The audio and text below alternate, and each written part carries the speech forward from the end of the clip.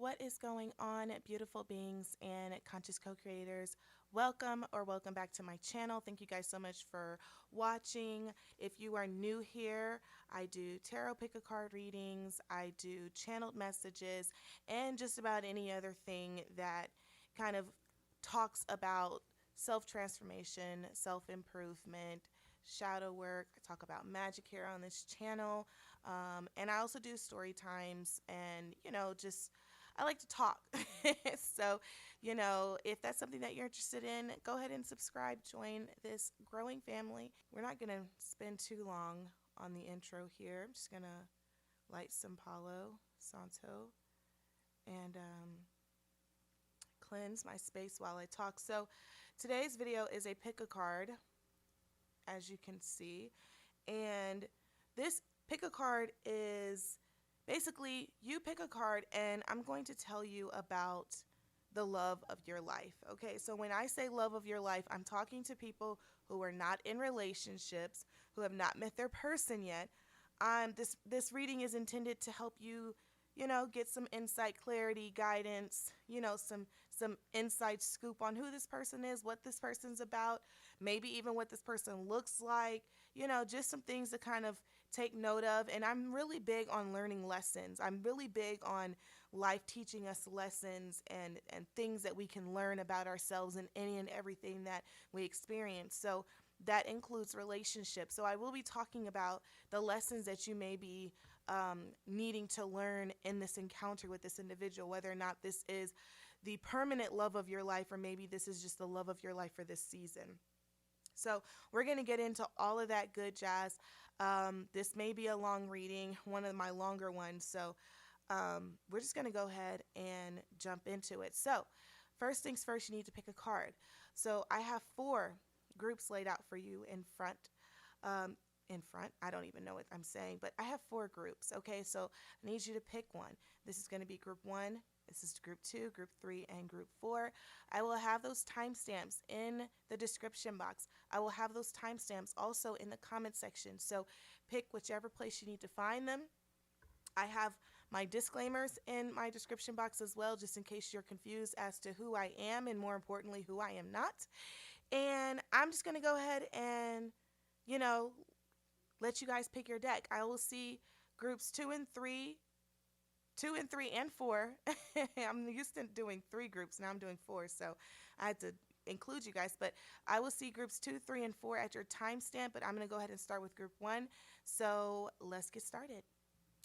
All right. So group 1, the card that you flipped over, well, the card that you picked that has been flipped over is Time to Let Go. Now, these are my self-made cards, okay? So I know exactly what I was thinking, what I was feeling when I wrote this card, what the intention is of this card. And this was intended to, whoever picked this card, it was intended to let you guys know that whatever you may be carrying around, whatever chip you have on your shoulder, whatever grudge you're holding against whoever, whatever it is that you are packing around. You know that song Bag Lady by Erykah Badu? If you don't know, please go look it up. That is the energy that I do not want you to carry into this next relationship. I think this relationship, and I'm just gonna speak first before I even pull cards.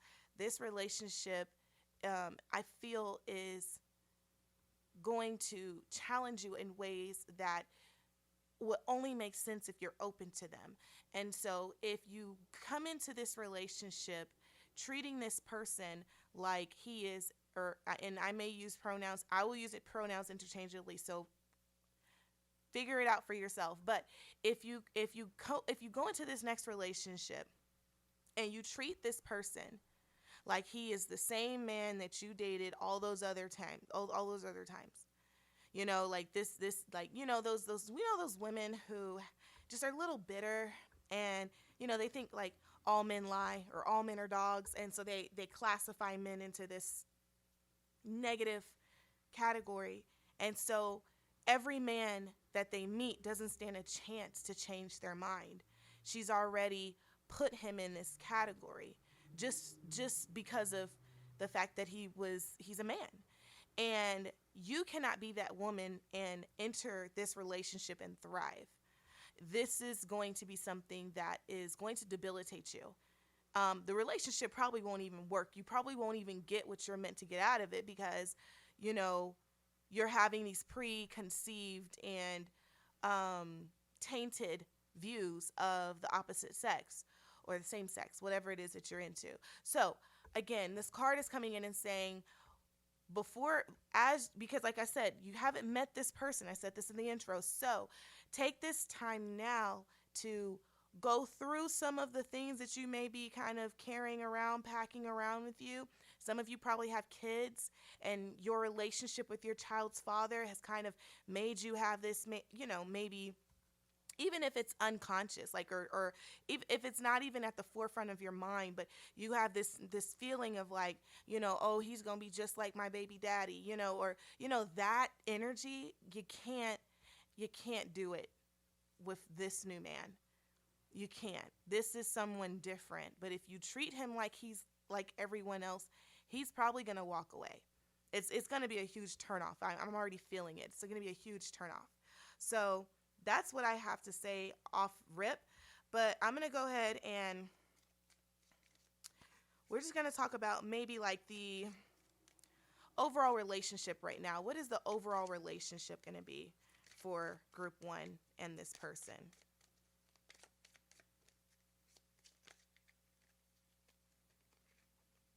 seeing cards jump. Calling in your soulmate. It says your prayers, affirmations, and visualizations help bring you together. Calling in your soulmate.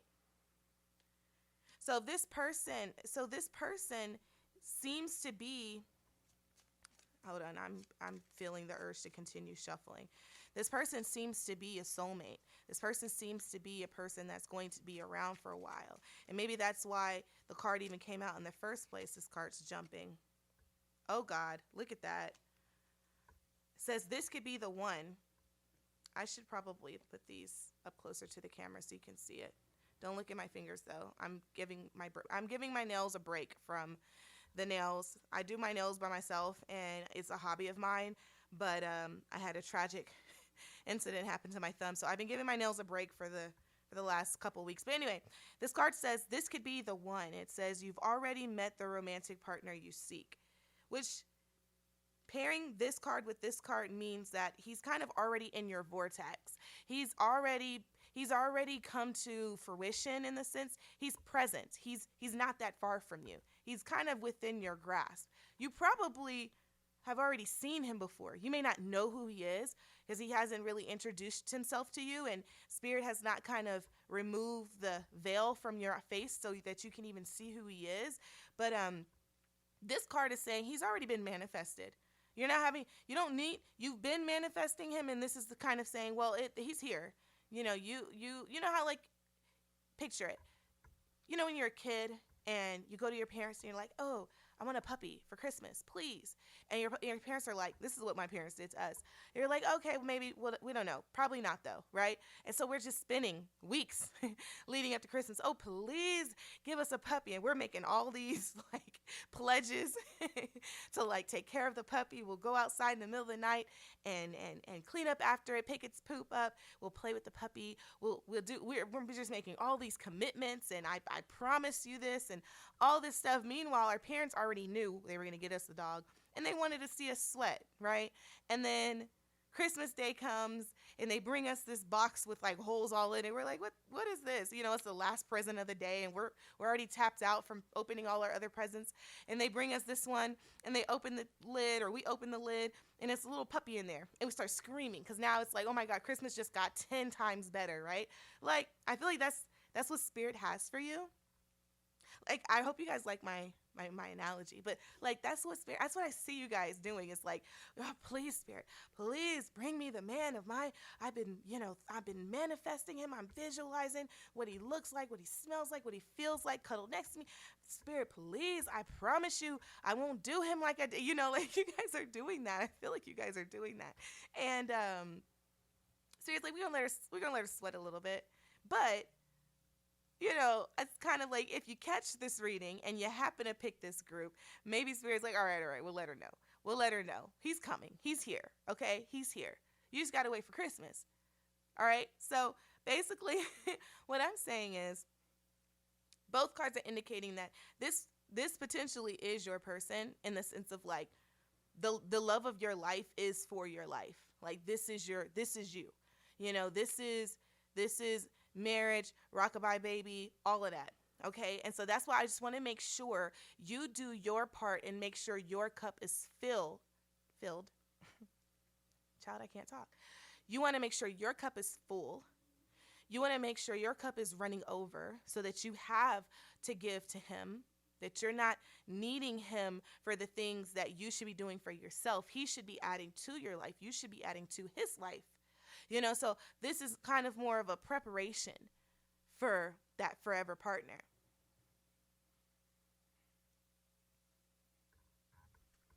Let's talk about qualities.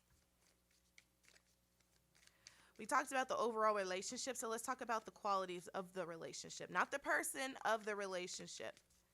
Now, these cards are wild. These black cards, these are actually the Island Time Wellness Love Oracle deck, and these cards, look, every time I pull a card from here, I'm like, oh, shoot. Like, you never really know. So, what do you got for us, Spirit? What do we have for group one? What are the qualities of this relationship? Thank you. Oh, snap. See what I mean? Wedding rings. Union, wedding, married, soul connection, eternal love, everlasting promise. Congratulations. This is a general reading. I just want to point that out. That's in my disclaimers also. So, if you want to get specifics or clarification, I highly recommend you get a personal reading.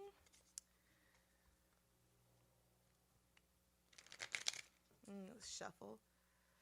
Let's pull some more. What else for group one?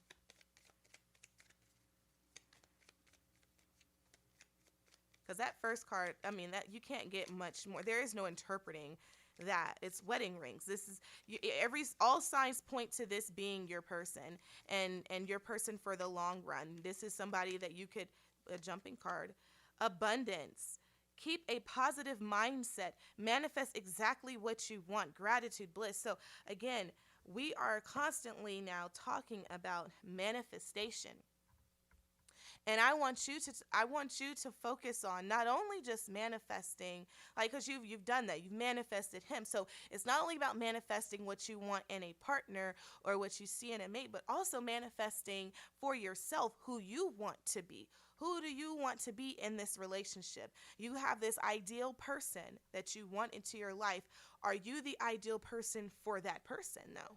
And if you're not, that may be the thing that we focus on right now in our single season until homeboy comes and introduces himself to us. I hope that makes sense. I think it makes sense. I'm pretty sure it does. So let's get into the lessons. Group one is needing to learn lessons from this forever partnership, the next love of their life. What lessons are they meant to learn from this person? What lessons are group one meant to learn, Spirit, from this person?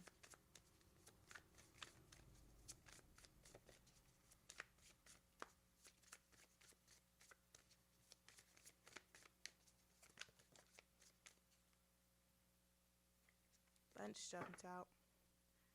I'm going to shuffle, hearing shuffle. So I'm going to shuffle a couple more times.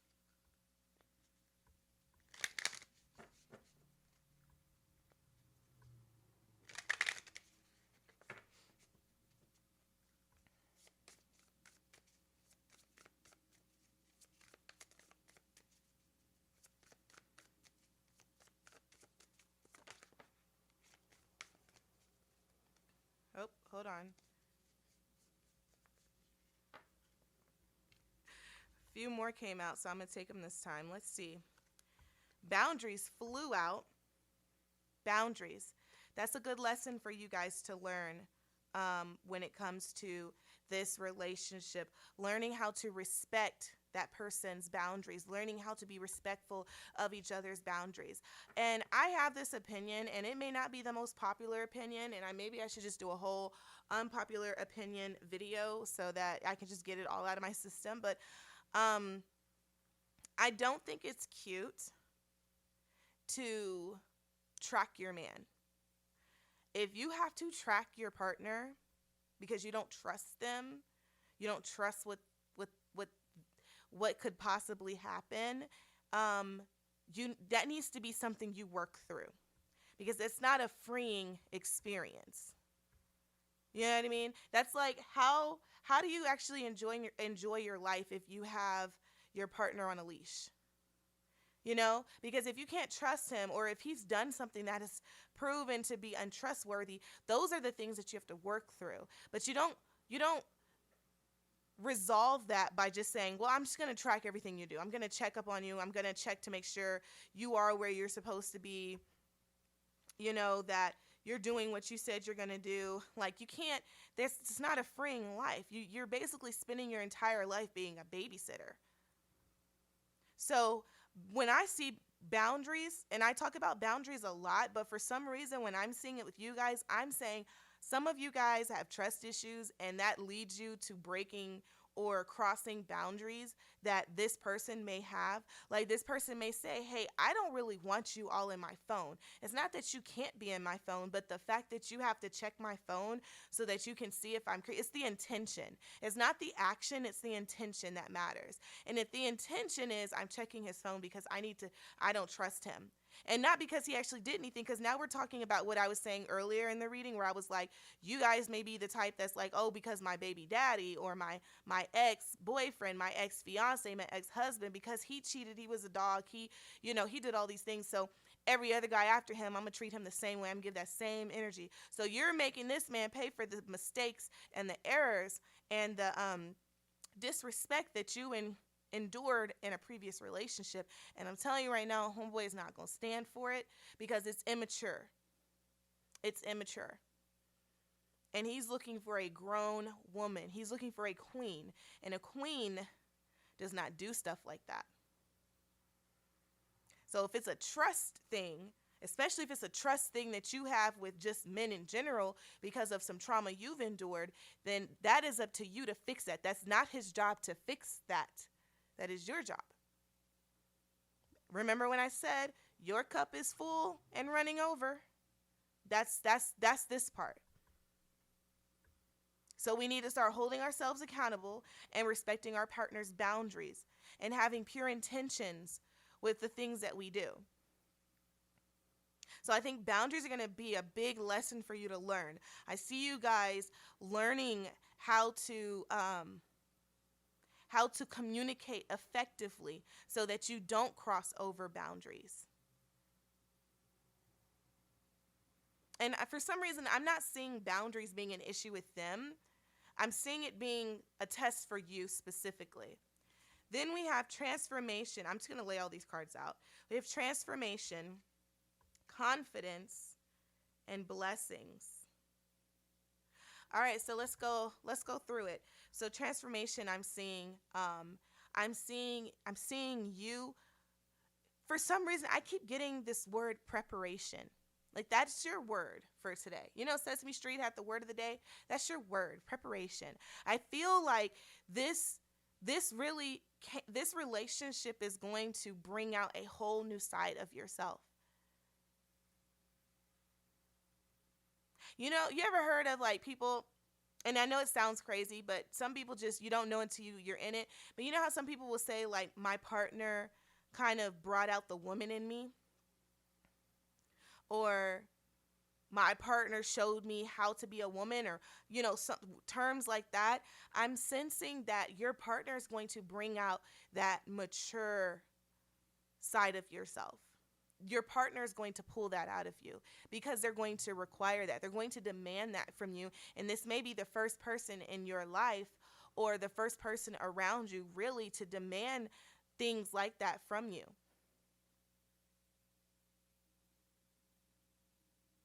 So I see a lot of changes coming out of this relationship.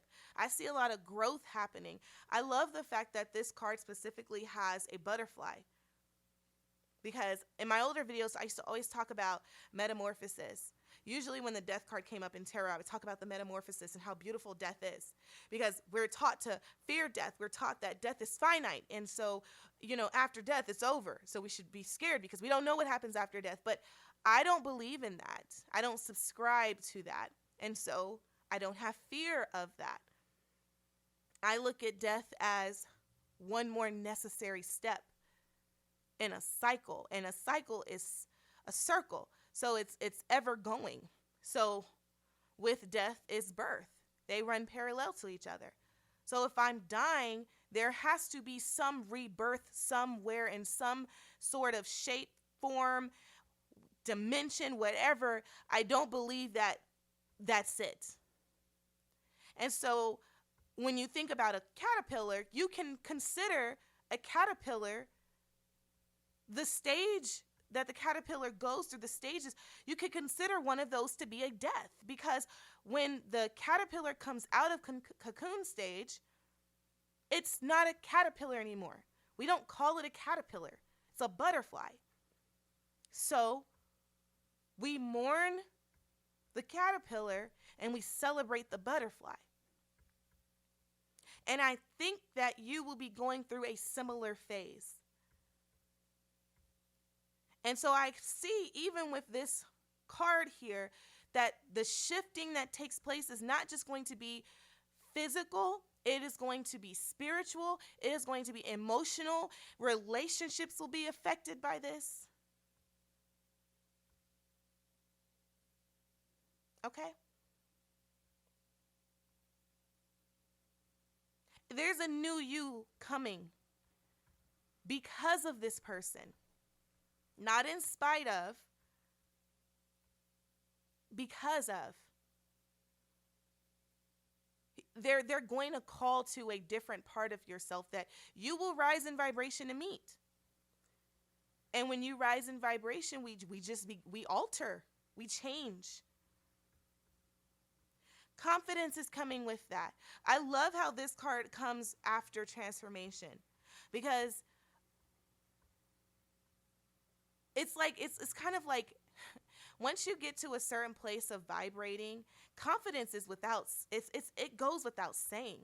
There is no insecurity. Once you get to the place of being a real queen in your queenhood, like you don't need validation from other people. You don't need accolades and acknowledgement. You don't need to be accepted because you know who you are. And so when you walk into a room, you exude confidence, not because you had to work on the confidence, it's because all you did was go higher. And confidence was just part of the package. You just assume the role. See, the thing is, the butterfly doesn't really have to learn how to fly necessarily. It just does it. It doesn't, the butterfly is not really taking months to practice flying. It just flies. It just goes. There's just some things that come with the package. And when you step out of your cocoon, just like a butterfly, part of what comes with the package of a butterfly are wings, baby, you got confidence. I also want to say, your mate is going to definitely be a person who I feel, and I'm just kind of sensing this. I feel like one of your love languages is words of affirmation. You love to be talked to. You may be an air sign, or you may have a lot of air sign in your chart, especially your Mars or your Mercury, maybe air signs, or your Venus could be an air sign as well. And so I see both of you having a lot of talks, sharing a lot, the intimacy, not physical, but like the connection, just like I see you guys being supremely intimate without even touching each other. Like, you know how you see those guys those pictures of couples when they're sitting, the woman is sitting in the man's lap and they're just staring at each other's eyes, and they're doing that for like an hour. Like that, I see you guys doing that type of thing, and really kind of looking into each other's soul. Well, probably because you're soulmates, but like you guys have such a strong connection. This is going to be a connection like no other for you.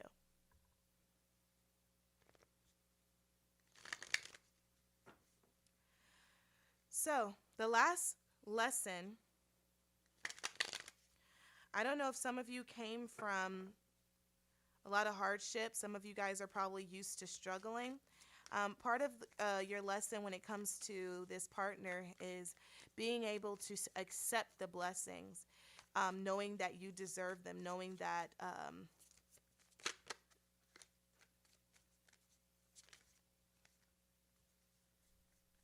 where'd you go? There you are. Knowing that you're entitled. See, the thing I don't like about, this day and age, and everybody has a opinion and a microphone, is people have words messed up. People don't care about intention. It's just about what you did or what you said. And so sometimes I find myself playing into that. And then there are times like now where I'm like, no, forget that.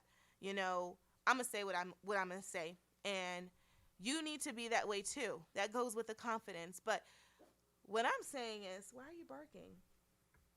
Can you not? I'm reading. Rude.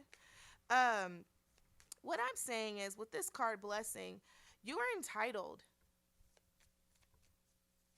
Meaning, you deserve everything good that comes to you. You deserve everything good that comes to you, and you have to believe that. That's a lesson that is, there's a lesson coming for you when it comes to this relationship. I see your guy wanting to spoil you, and I need you guys to be okay with letting your guard down and being, well, really kind of feminine. Being okay with being a little submissive, being okay with letting your man come in and treat you like the queen you are. I feel like this is a man that can lead.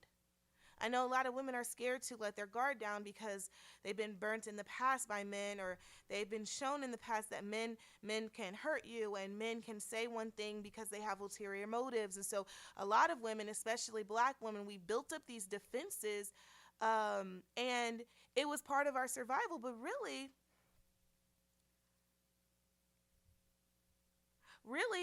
the problem comes into play when we meet a man who can actually,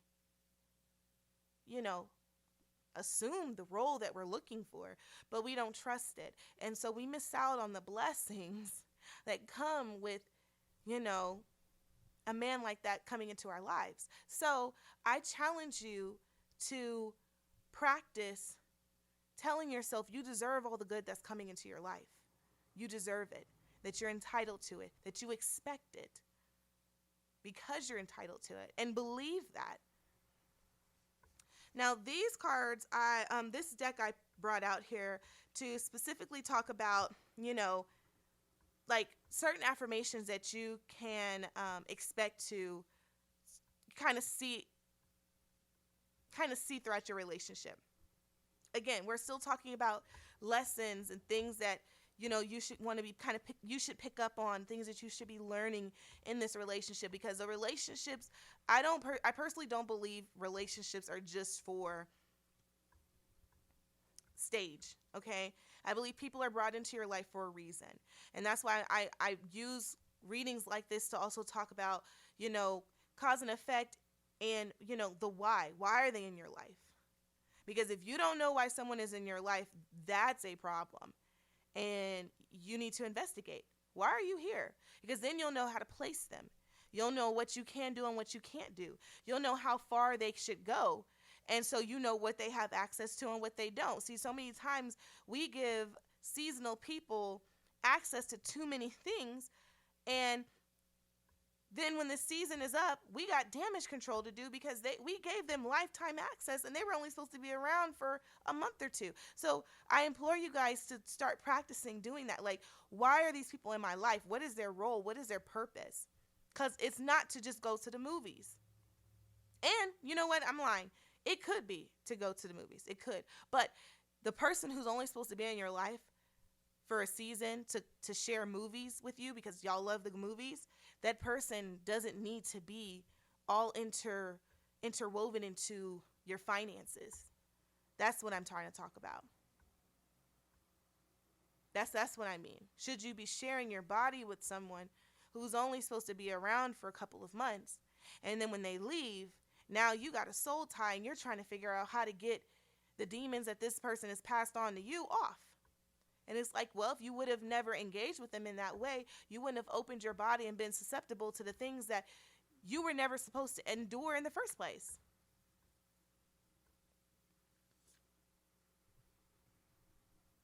This card says, I do good. This card says, I do the best I can. Yeah, I kind of feel once again both cards are kind of saying you have been such a I'll do it myself, an independent, fierce woman. Okay, I feel like you're the woman that's like, you know what, I had to step up, I had to be these things.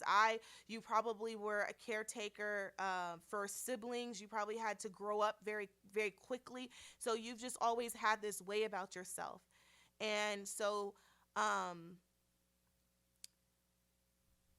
This man coming into your life is going to come in and tell you, hey, look,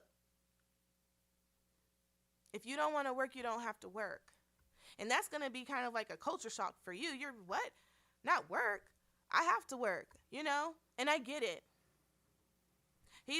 This man is going to come and he's going to challenge. And that's what I'm saying. There's some work for you to do now because this man's coming in and he's going to challenge you. He's going to challenge some of those thoughts and even the rules that you've kind of given yourself as survival. He's going to challenge that because this man is meant to move you out of survivalhood.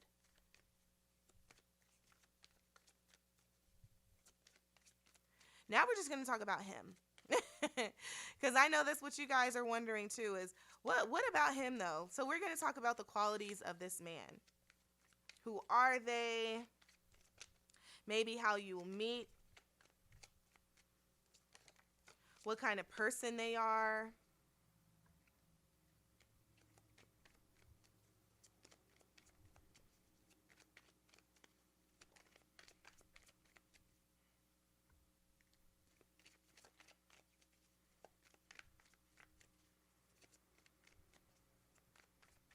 So, how you'll feel is what I'm seeing first. You're going to feel shook.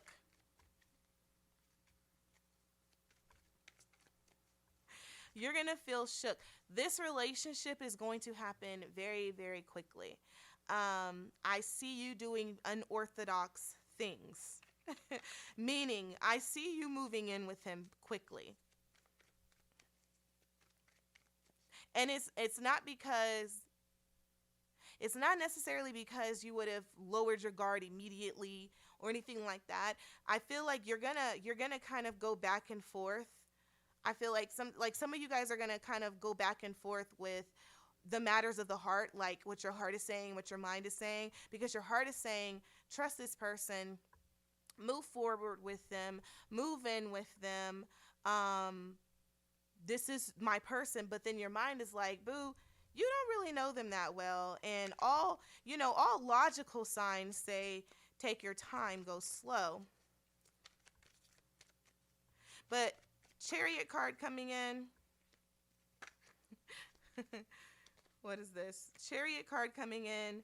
Two of Wands coming in.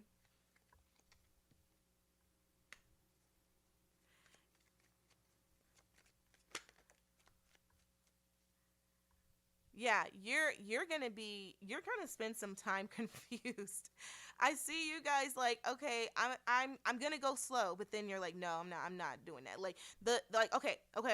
So there's a scene, there's an episode on How I Met Your Mother. This is like probably the third or fourth time I've mentioned this show on my channel.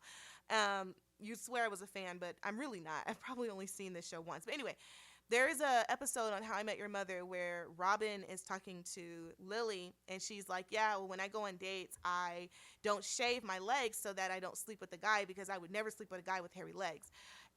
Only she goes on this one date, and she ends up back at his place, and she's like, "Oh my god, I want to sleep with him," but I think she even has on, like, she has like her granny panties on, like she has like the really, the grandma panties, like she has on basically not cute. Her underwear is not cute. Is not something that she would want a first date to see, and her legs are hairy. So she has to like go and excuse herself to the bathroom, and she's looking for like a razor to shave her legs, and she's trying to figure out what she's gonna do because she wants to sleep with him, but she's not prepared. And I feel like you guys are Robin. Like, you're like, okay, I'm not gonna do these things. I have these rules because I don't know him, and these are I have a 7 day, or a 2 month rule or whatever. But then when you meet him, I honestly feel like you guys, like, all bets are off. Like, you're like, you know what, forget it. Like, like I really see you guys just like in the bathroom trying to find his razor so you guys can shave real quick because, you're just like, nope, like my plan is gone straight to hell. It's in the basket. And I kind of, yeah, I see you guys wrestling with what you would normally do in this situation, but I feel like he's going to turn out to end up being the person that you just kind of make all the exceptions for. But I think it's really important. I think it's really important that um, you keep your spiritual connection close. Meaning, don't get so far into the clouds. All right, guys. So I don't know at what point my camera ran out of memory, so I don't even know where I started or where it stopped at. But what I was basically saying is, I don't even know what you guys saw, but I was just flipping cards, so I have no idea. I got to watch it back. But what I was saying, the last thought I was saying was, definitely important to make sure that you maintain your spiritual connection or whatever it is that you believe in.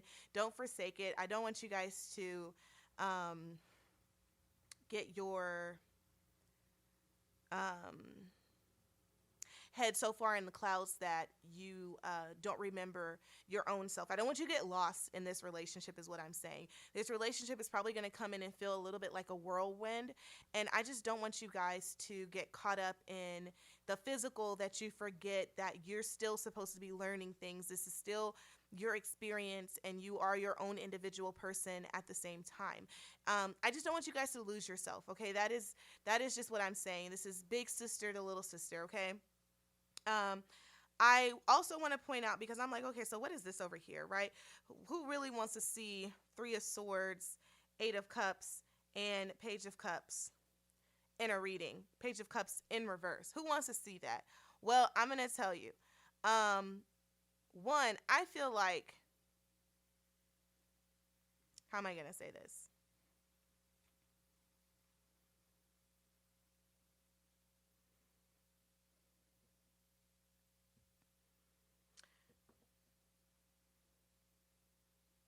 I feel like there may be a point, and it could be early on in the relationship, because this is Three of Swords, and this is a Page of Cups in reverse. So I feel like maybe early on in the relationship, you guys are probably going to end up, separating. I feel like there's going to be a fight, and actually, okay. So like I see this person kind of just not, you guys maybe have some kind of issue, argument where you don't see eye to eye, and I see him kind of just walking away from it, right? This person feels very like no nonsense. Like, I see Hierophant card over here, and I'm just like, and then I see World card, and I also am paying attention to how these cards are landing as well, and I see him just being like, you know what, I've done a lot of I have went through a lot to get where I am, and so they care a lot about the kind of person they're with, and I really just kind of see them being very like, you know they want to be the head of the house. They want to be the leader. And I feel like they're very traditional in the sense of what family looks like. And I don't know. I'm kind of sensing that maybe this could be one of those things that you guys have to come to some sort of common ground if you don't consider yourself a traditional person. But I do see you guys kind of butting heads, and I see arguments happening. What we can do to avoid this situation, or how we can work through this situation should it happen, because again, terror tarot is a mirror. Okay, we can't predict the future in a fixed perspective, because everything you do can change where you end up, right? So I'm kind of seeing this as, if you don't change your ways, every single thing that I said up to this point when it comes to you and the advice that I've given you to this up to this particular point, my thing is, if you don't change, if you don't adjust, if you don't go, if you don't intend to actually do the work that I'm telling you to do, that would actually help and aid this relationship, I see you guys butting heads. I see conflict. I see him not really, like, I don't know. And sometimes, for some reason, I don't know if you guys can hear all that clicking. But for some reason, I feel like maybe you guys kind of like to just say stuff. Like, you don't always think before you say shit. Like, you just react. Swords is mouthy, is communication, it's words. Swords energy is kind of like, a lot of times, like with the Three of Swords, like I kind of see you guys kind of just saying hurtful shit, or being used to communicating like that when you're upset. Again, this could be some shit that you and your partner did in your last relationship. And so again, I'm telling you guys, do not carry that mess into this new relationship, because if you think that you can fight the same way with this person that you did with so and so that you dated for 2 years, he's not doing that. Eight of Cups, he's out. He's out.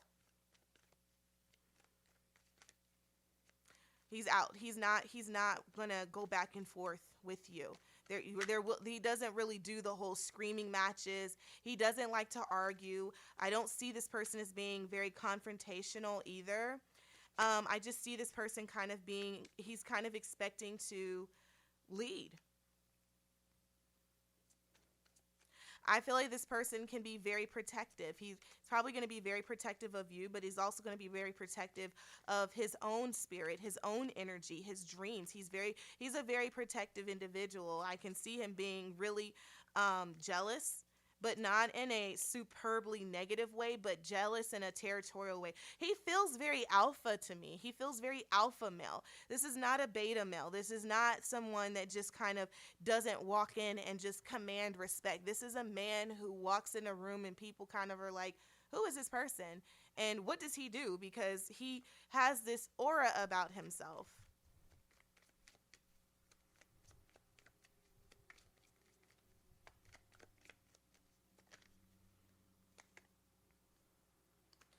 Five of Cups.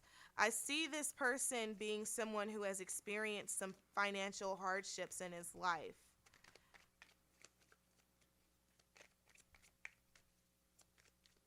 This person could also be coming out of a financial hardship as well.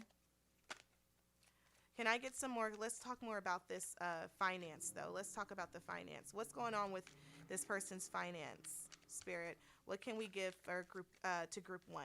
Any information regarding this person's finance, please? Oh.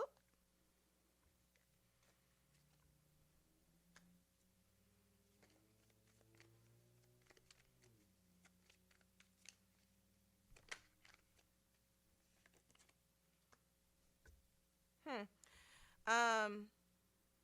So to me, it looks like maybe this person walked away from a job.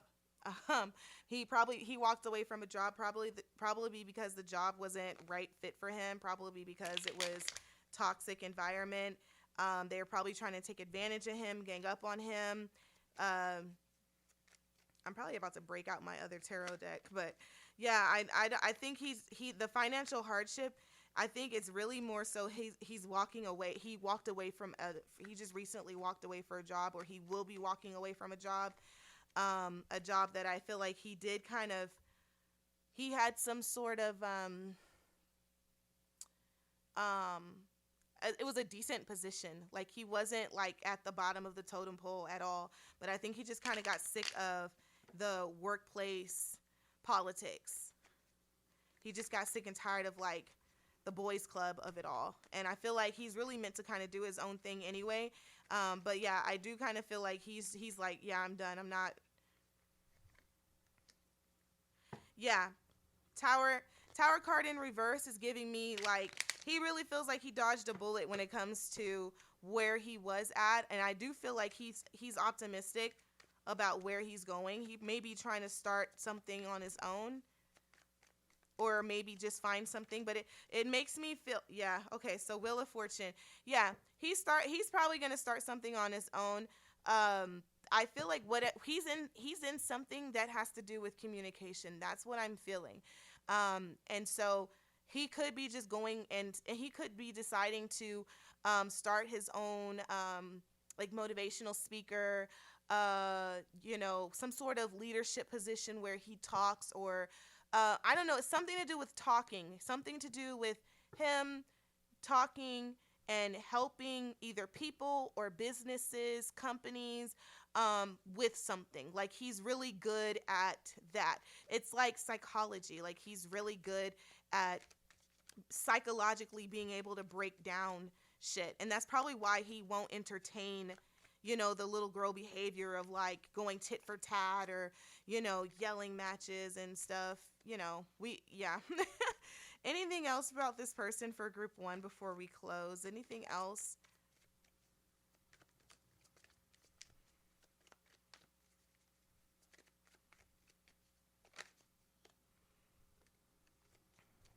Queen of Cups. So what I'm seeing here with Seven of Wands is this is someone who has had to fight for everything that he has acquired. Okay, this is someone who probably had a really difficult childhood. This is probably someone who's probably never had anything really handed for him, who's had to show up and show out every single time. But I also feel like this is someone who has done a lot of work within themselves, and that's why, again, I keep saying, like, I want you guys to be able to meet him, because his cup will be full. Okay, cup. Cup. Queen of Cups. His cup is full. He's done the work individually.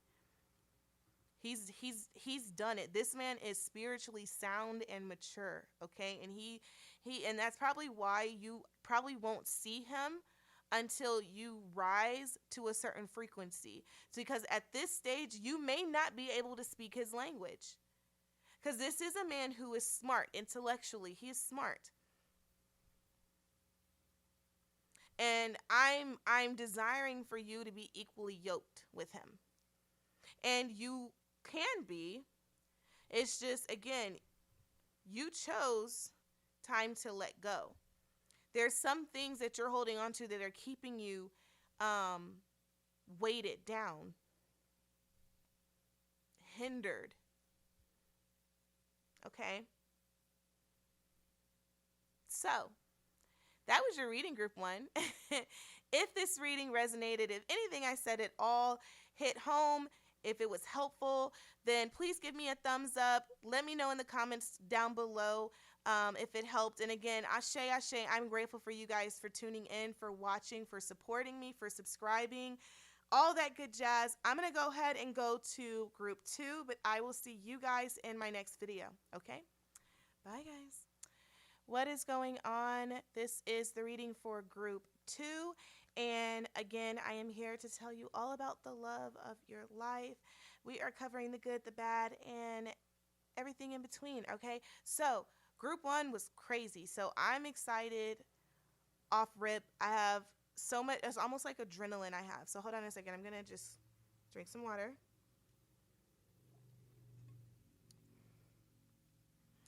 And yeah, I'm excited. So, first things first, the card that you chose says choose your vibration. And I don't I didn't say this before, but like I handmade these cards obviously because they're on like index cards, little colored index cards.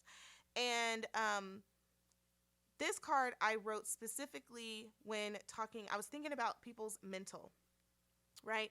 And I was thinking about how, people don't always consciously choose to vibrate at whatever level they're vibrating at. And so I was thinking about how, like, well, if everyone just knew, like, oh, I have a choice. I have a choice in whether or not I want to spend this day being happy, or if I want to choose to spend this day being angry or upset or afraid. I'm going to lower my microphone just a little bit. And I feel like you guys, pertaining to your relationship, I think one of the things that you kind of are going to learn or experience is this challenge of your reaction, how you react to things. What do you choose to do with what's happening in front of you? Okay? It feels like this love of your life, it feels like this could be karmic, like this could be another opportunity for you to grow to this place of kind of being able to observe what's happening around you without actually being sucked into it. Like there's a way, and there's a place in which our consciousness can get, we can go to this place where we're just observing what's happening, and even though it may be happening to us, it doesn't necessarily have to affect us in this way in which we hold on to the negativity. So it's like, I don't know how to explain this, but it's like when someone does something against you, and someone does like something that's wrong, that in your perspective and opinion it's wrong, you can take it for what it is. You can say like what that person did was fucked up, or what that person did, I didn't like, I didn't care for, it wasn't warranted, I didn't deserve that. You can say all those things and also release it at the same time. You don't have to carry this negative energy with you. You can still choose to be peaceful, to find peace with the situation. You could still say, you know what, I didn't really like that it worked itself out, or that was really difficult for me to go through, but I have peace with whatever happened. I'm not carrying a grudge over it. So I'm wondering, whether or not you guys are just like, you're known for being very reactive.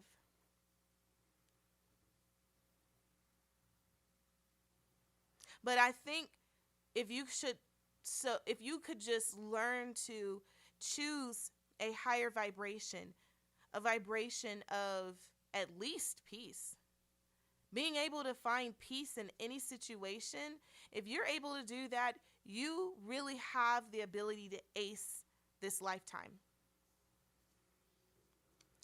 And with that said, we're going to go into the reading. Whoa. Card already fell into my lap. Love when that happens. What I was about to say is I picked decks for specific intentions. And this specific deck is intended to give us the overall relationship factors, what's supposed to be going on in this relationship. The card that fell into my lap says retreat. It says it's time to disconnect from the world.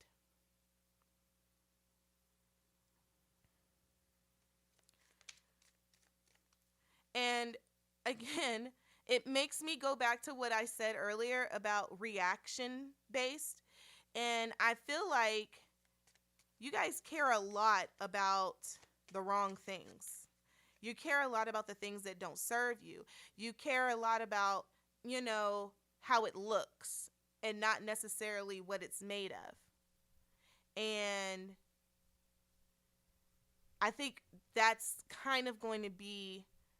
maybe why I feel like this relationship is karmic, because maybe this person comes into your life and he doesn't look how you would typically want your partner to look.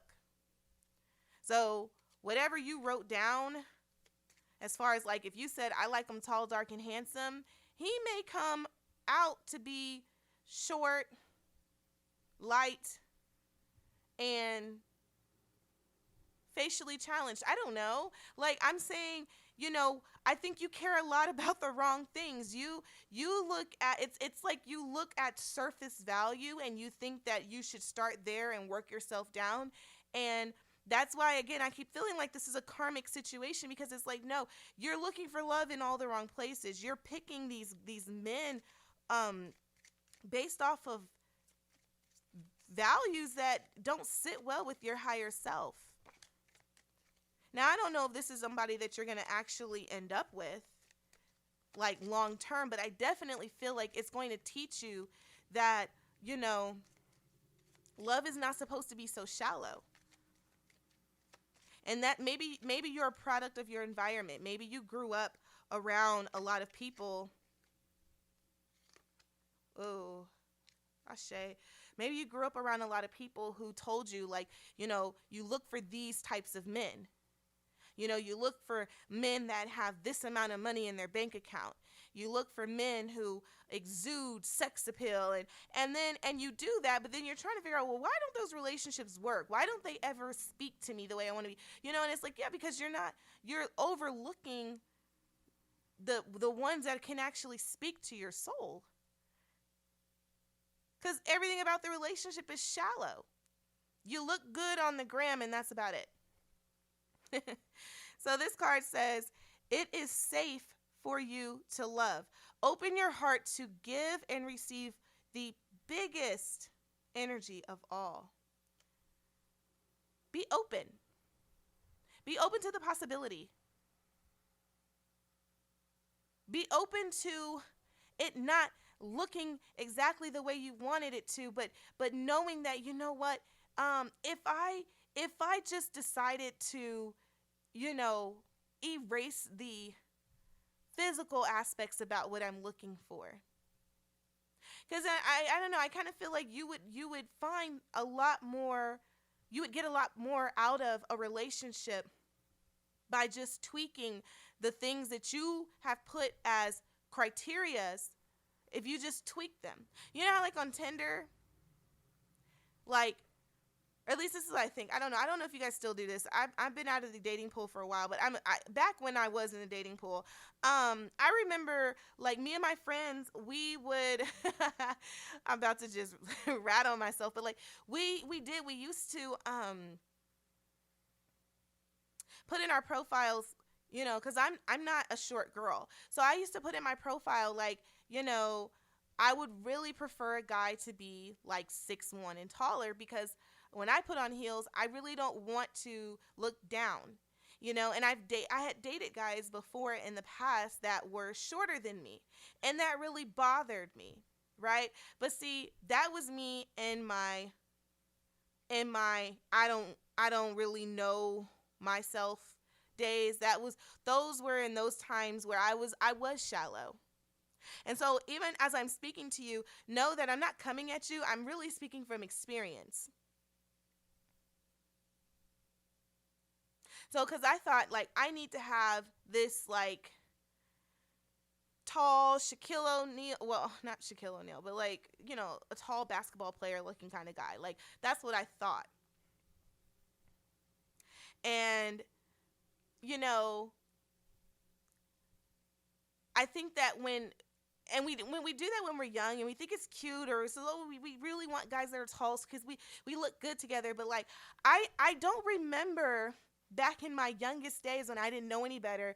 I don't remember putting in my profile like that I wanted a man that could mentally challenge me, a man that could stimulate my mind and not just my body, a man that could come into my life and intentionally or unintentionally make me want to be better, make me want to go be smarter, make me want to, match his intellect.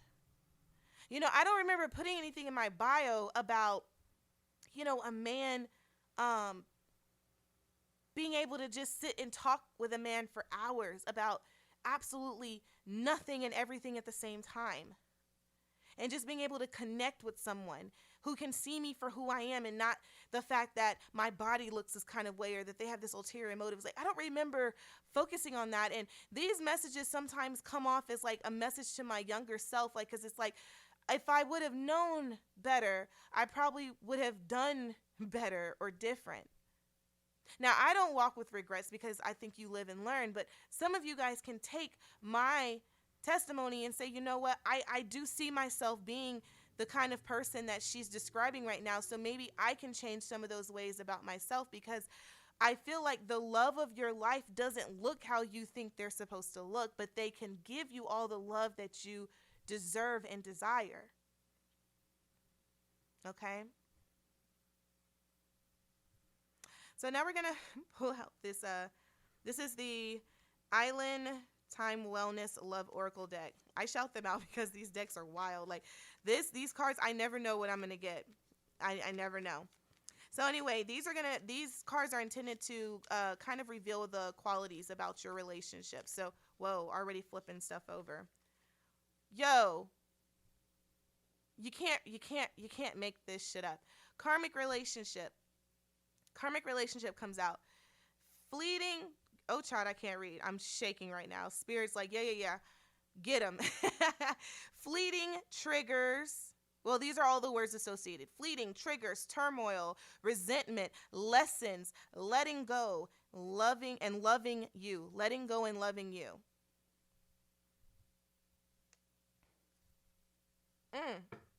This relationship is meant to teach you something. It's meant to ask you to abandon some of the thoughts that you feel are supposed to be in place, probably because of someone else, because you're learning from who knows, and trying to figure out, okay, what do I really want? You at a peaceful vibration, do you really care about how you and your partner look on Instagram? Or do you care that your partner comes home every day and just adds so much peace and tranquility and love and light into your household and into your life?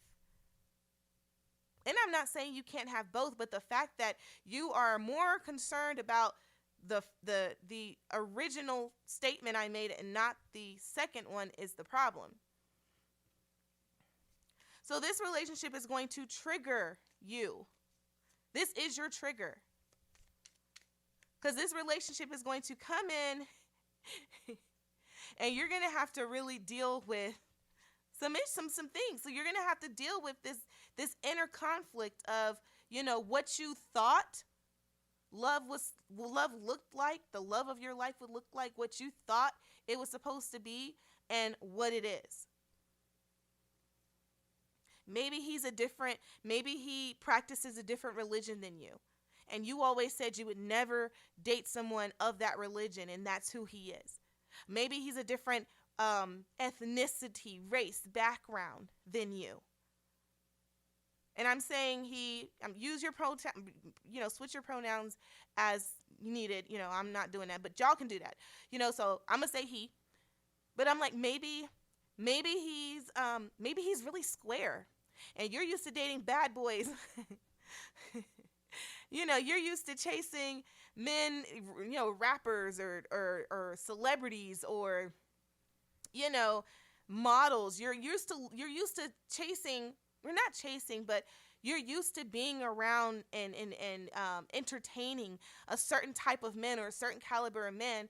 And this guy is a bus driver. And not to say that a bus driver is wrong, but it's just like he's the opposite of what you're used to.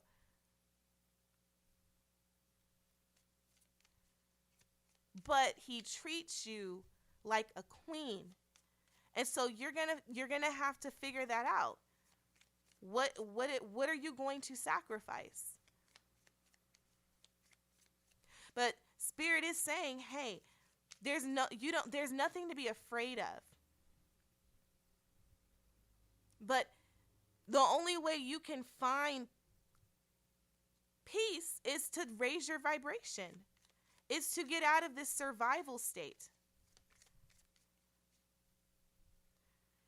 Kisses, unconditionally loving, giving and receiving affection, falling in love. And as I'm reading that, I'm going I keep my eyes keep going back to this card right here where it says it's safe for you to love.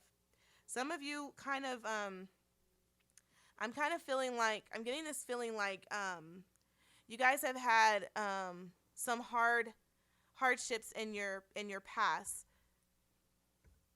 and it's made you very hardened. You know, you guys have experienced a lot of disappointment in your life when it comes to um, dating. So you don't open yourself up. You don't want to share your feelings, even though you kind of do. But you've told yourself over and over again, well, every time I open up, I get hurt. Every time I reveal parts of myself, people take advantage. So I'm not going to do that. And so you decided, well, I'm just going to play this role. I'm going to be this type of person, and this type of person attracts these type of people. So this is just what I'm going to do because this is what I know how to do. Well, I know how to do good, but I feel like this person that I'm talking about, the love of your life, he could see straight through you. And that's probably going to scare the shit out of you.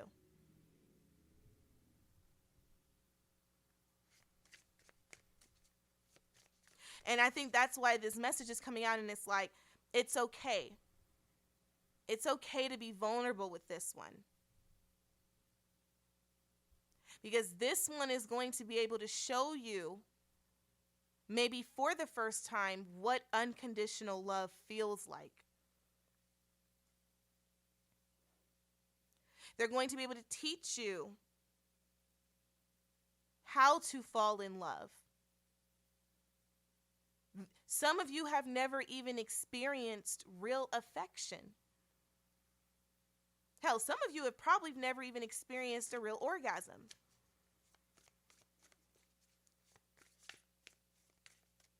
And in this karmic relationship, because karmic relationships don't have to be this negative thing. That's another misconception, is that there's this black and white, oh, it's karmic, so it's bad. No, karmic means it's meant to teach you something. You're supposed to learn and grow from this connection.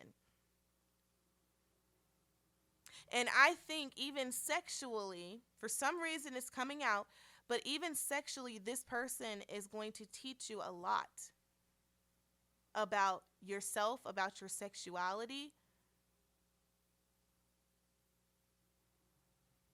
But you would have to be open, because there's a bit of vulnerability that comes with opening up in the way that I'm talking about. Like, anybody can sleep together, but I'm talking about sexual exploration, and that requires vulnerability. Let's talk about the lessons, the overall general lessons that you're supposed to, learn in this relationship. You and the love of your life for that time period, for this season. Or if you should choose your lifetime, what does group 2 stand to learn? What are the lessons that they're supposed to come out of this relationship with? Courage. Courage flipped over immediately. Willpower.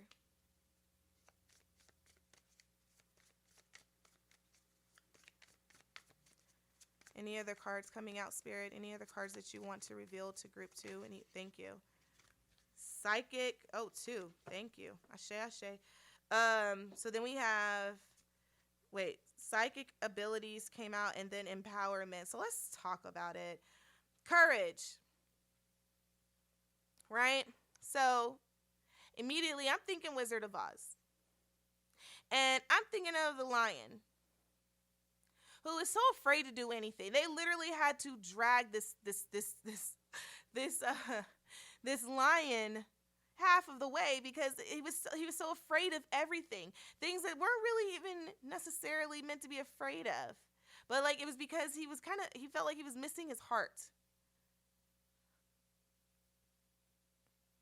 And so I see you guys again. This was the lesson. The intention for these cards right here specifically were the lessons that you were supposed to take out of this relationship. And for for courage to be one of the lessons, it's like, do you have the courage to stand up against the beliefs that you at some point are going to realize did not serve you? Because in order to have courage, it means that you have to be willing to go against the grain. You have to be willing to step away and against the crowd. If everyone's going left, do you have the courage and the willpower to go right? See, all these cards kind of go together too. They kind of like link to one another. See, because the fact that Homegirl's third eye is open is telling me that it may be time for you to increase your psychic abilities. Some of you guys are probably naturally intuitive anyway, and some of you haven't even touched the surface. Mostly because you're distracted. Usually it's because you're distracted. That's what I have found to be true.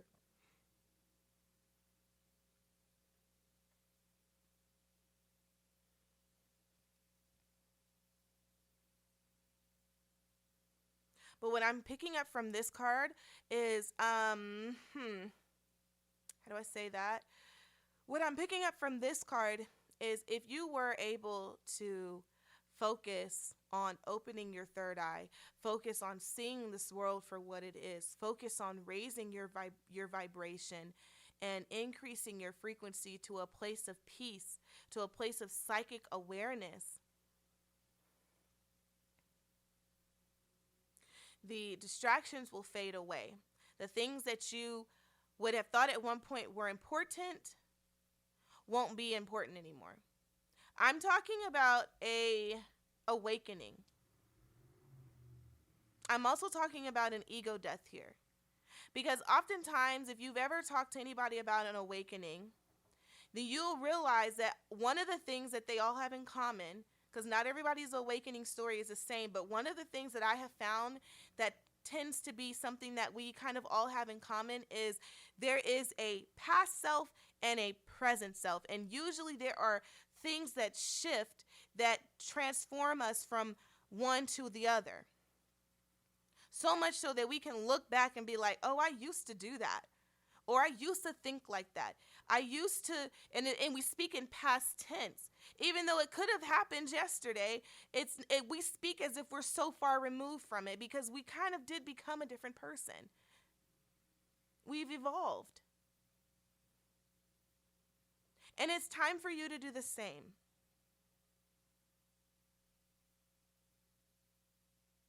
And it's time for you to find yourself over there, who you really are.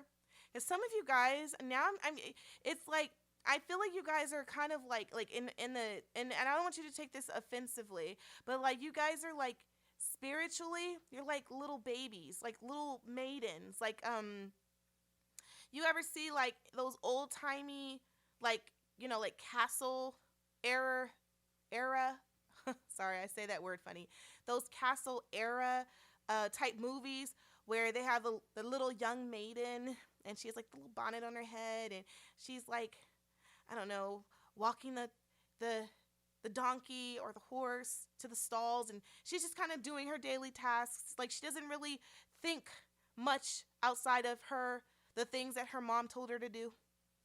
You guys are that.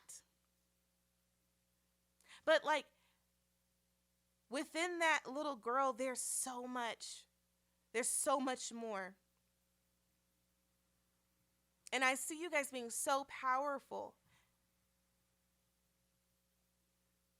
But you would need to purposefully dive deep to find that person. That person is in you, but it's not coming out yet.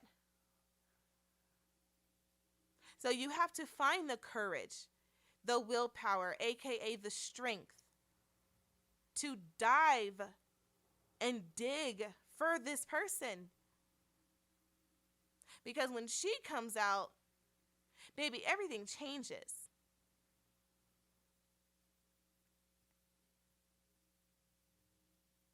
So when I go back and I look at retreat, right? Because that was the first card we pulled. This card again says it's time to disconnect from the world. Look, it is time to disconnect from the world. Spirit is saying it is time to disconnect from the world. I would advise you, yes, you, turn off your social media. Get off of Instagram. Get off of Facebook. Get off of TikTok. Get off of Twitter. Get off of any other one that I don't know about, because I'm not on social media except YouTube these days. So I don't know what else is out there, but get off of it. It's distracting. Get off of that and get into yourself and your partner when he comes into your life.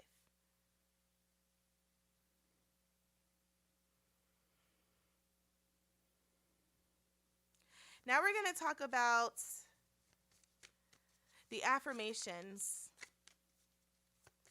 that you will probably pick up during this relation. Whoa.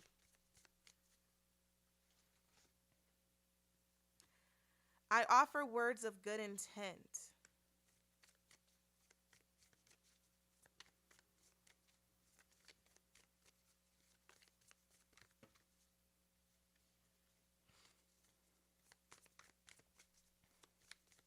So when I see that, and I know it says I offer, but I'm really seeing we offer. This person coming in, they have the best intentions for you. Again, it's karmic. So there is a huge, huge lesson. You will come out of this relationship learning so much, evolved, having evolved so much. But I do believe this person has the best intentions for you. This person loves you a lot. This person will care about you a lot. This person, all right, we'll take these two. Thank you.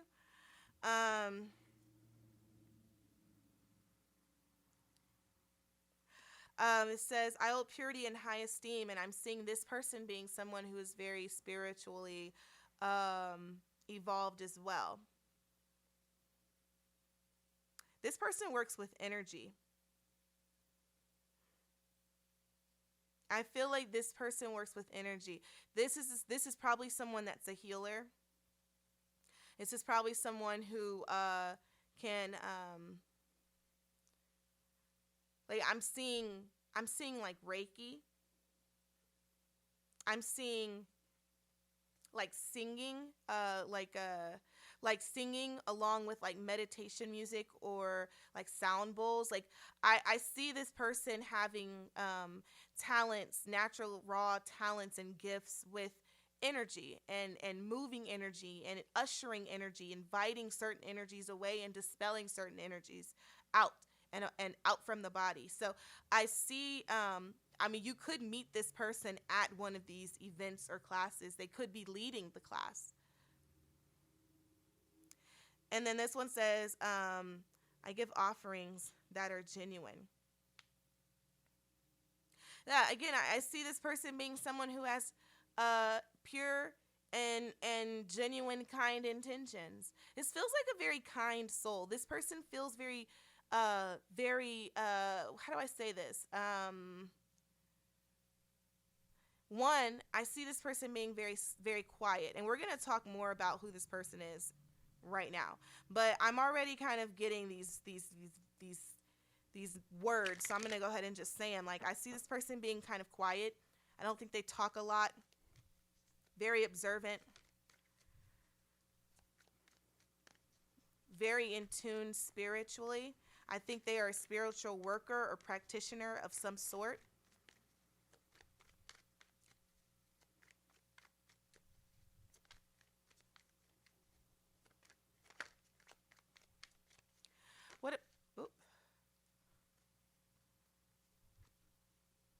Let me shuffle.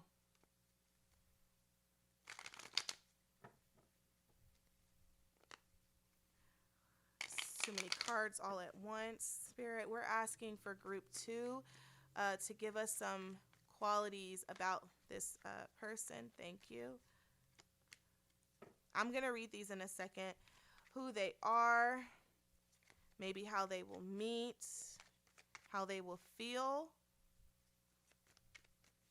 what kind of person are they.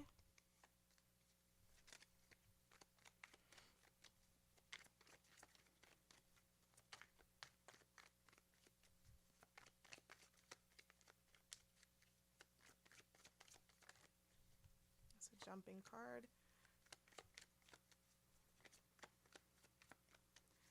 Let's just go ahead and start. I'll continue. What came out in this order? That's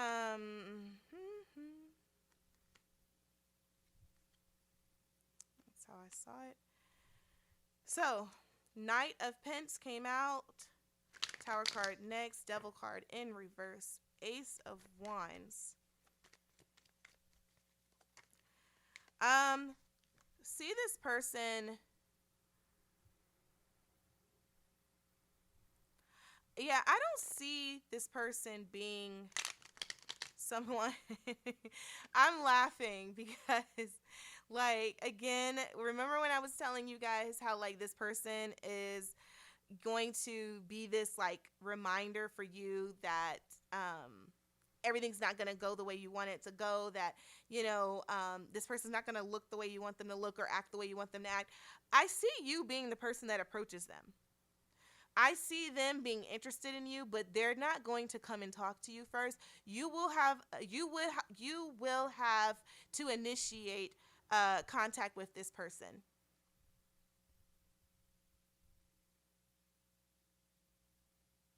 But I also feel like this person is kind of in this. He's in some sort of like leadership role. I think that's how you'll meet, actually. I just keep feeling that way. Like, that you'll meet because he is doing something and he's spending all his time doing it. And I think you'll kind of look at him and be like, wow. Like, I think it's going to catch your eye how he is. Spirit, can you please explain this jumping card? Thank you. Tower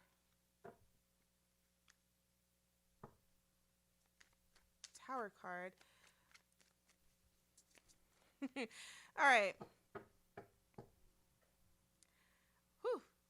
So, Tower card clarified by the Emperor in reverse. Chaos will ensue. So how you will meet, because I'm still seeing that. You'll probably meet at a retreat. It'll be some last minute shit that you decide to do, probably with your friends. I could see something happens, something big happens in your life, and you're going to feel the need to get away. You're going to feel the need to try something different. You're going to feel the need to, how some people get to like the lowest of their lows, or they just get desperate and they're like, all right, I'll try anything at this moment or at this point. I think you guys may get to that point in some sort of way. And so you're going to say, fuck it. I'm just going to go and take this class or go see this psychic or something. You're going to do something that's kind of out of character for you. And I think that's when you'll meet. And the moon card always comes in as like the illusion of it all, right? Like everything is not always as it seems. This moon card, when I see moon card, I always think Alice in Wonderland because, she was kind of tripping like the whole dream. She was just like, it's like, wait, is this real? Are these characters real? Is this situation real? And you're questioning everything. And that's why I keep feeling like chaos ensues and you're just questioning reality, and you just need help. You need assistance. And I feel like for some reason he's able to assist you because things are just going to start to spiral. And you're going to start questioning a lot about like everything. Devil card comes in, and I see this person challenging all the things about you that they know that doesn't serve you. So all of your habits, all of your vices that, let's say you've been putting off, or let's say you've been excusing yourself with continuing to do, like your bad habits. Like I said, I feel like this person is very like spiritually and psychically, like they're probably going to be annoying as hell at first, because who, it's like you're going to be like dating and living, some of you guys are going to be living with like this accountability coach. But like I said, it's with the best intentions. I feel like this person is really going to act as like your spiritual mentor, your teacher, your guide. And for some reason, I do feel like they're older. Queen of Swords. They're very to the point. I don't think they bullshit around. I also, for some reason, I don't feel like they have the biggest sense of humor. I don't know why I'm getting that, but that's just the energy that I'm getting. It's not that they can't have fun, but I think they're very serious about their assignment here on this earth, and so they don't really want to or care to spend a lot of time. Huh.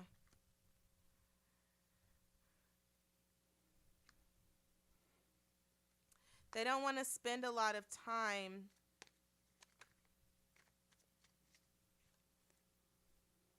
So we have Queen of Swords, King of Swords, and Three of Wands. They don't want to spend a lot of time lollygagging. It's kind of like once you know what you're supposed to be doing here in this lifetime, and you want to be in alignment with that, you don't really spend a lot of time with the bullshit. Like you don't, it's not necessary for you, you know. And I feel like that's where this person is, and I honestly feel like that's where you're supposed to be. And I think this person is going to, Spirit. I definitely feel like Spirit has really brought you the right one to kind of sit you down and be like, straighten up. They're gonna have the ability to kind of bring things to a bigger or broader perspective for you.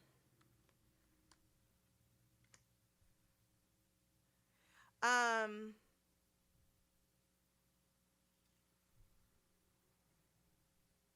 Hold on, I'm gonna drink some water real quick.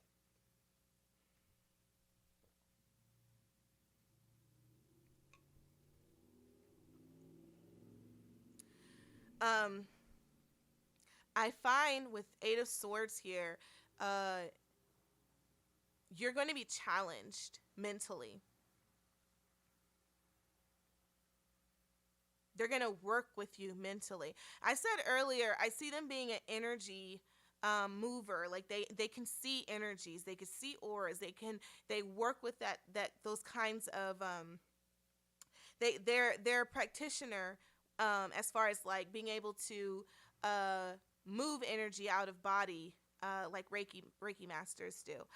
Um and I feel like it's definitely giving mentor mentee vibes, but like in a relationship.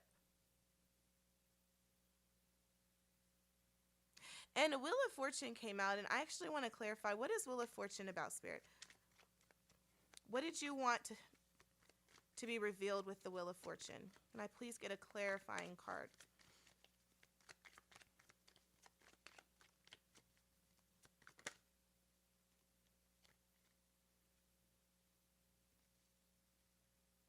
Hmm.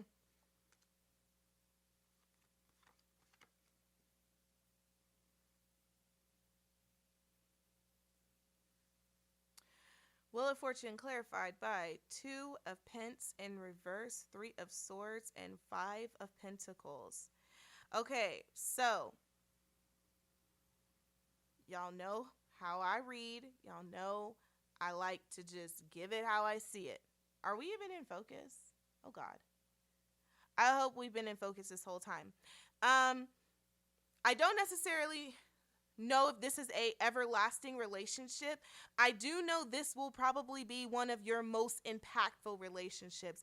I do know that you will walk out of this relationship completely changed. But I do see you needing to start over. So, okay, the best way I can do this is, I love a good analogy.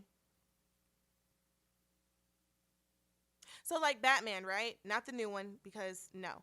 Um, Old Batman, like Dark Knight, that one. Y'all remember in that movie, the first one, where um he like went up that mountain and was like doing all of that work and like fighting and stuff, and he was training and learning how to be a different person, all that stuff. Yeah. So like I feel like that man, who that man was to the Batman, and I don't if I'm confusing you guys, I am so sorry. But you should definitely see The Dark Knight. Highly recommend, 10 out of 10. But if you know who I'm talking about, then good. 10 points to you.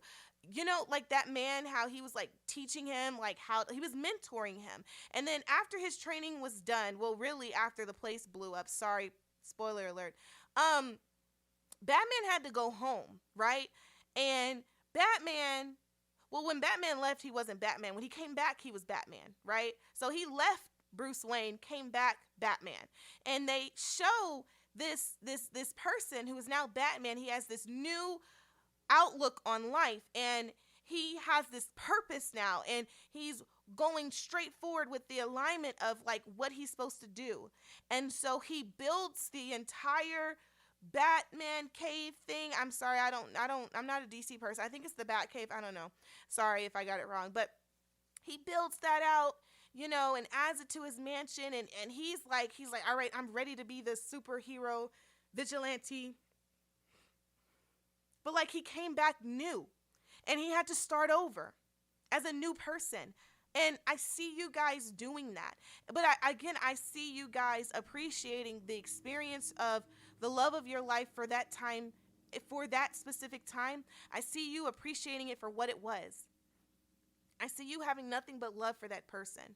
I see you guys, like, see, Three of Swords in your reading is not giving heartbreak. It's giving mourning, but in the sense of an end to a beginning. But you are walking away. You are having to start over. Five of Pence is saying that. Two of Pence in reverse is saying it's like you're not doing this juggling thing. There are no two lives anymore. The two has become one. And so once you've come to that realization, the cycle that you're on stops. You don't need this person anymore. This person will move on. And now the new version of yourself meets who you're really supposed to be with. Because like I said, I feel like this, again, it was karmic. I think this was meant to teach you. He was a teacher. And now you get to start over. You get to begin anew.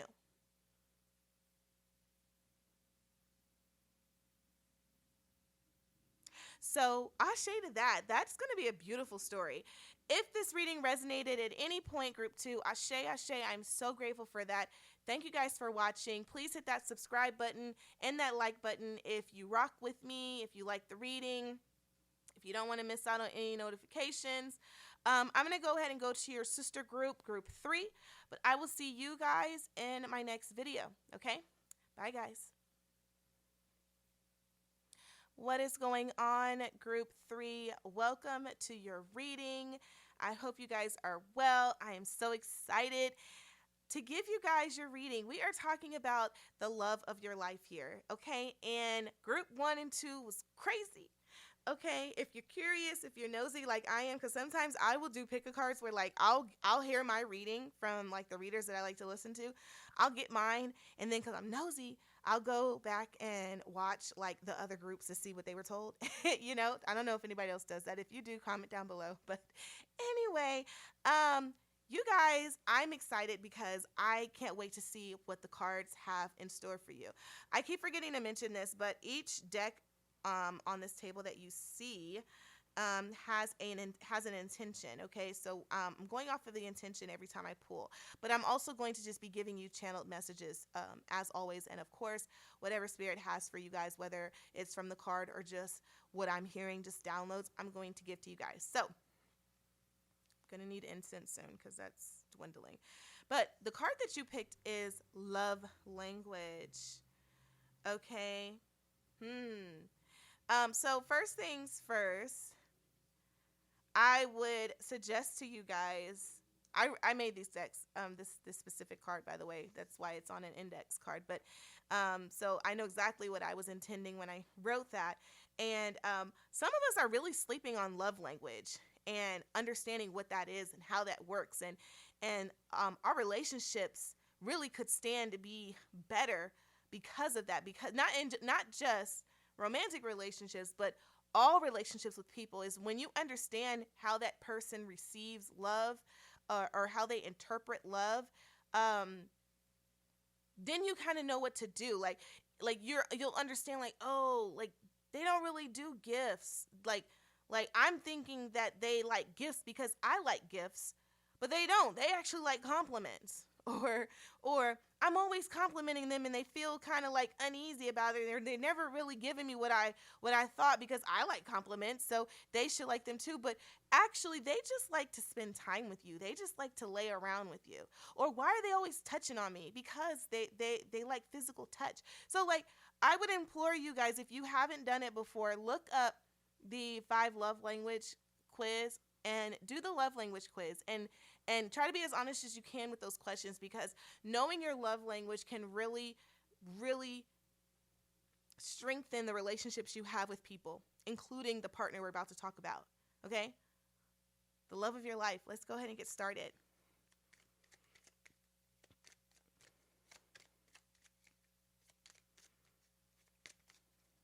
So this deck was intended to give the overall. Sorry, trying not to. I'm going to shuffle. Feeling like shuffling.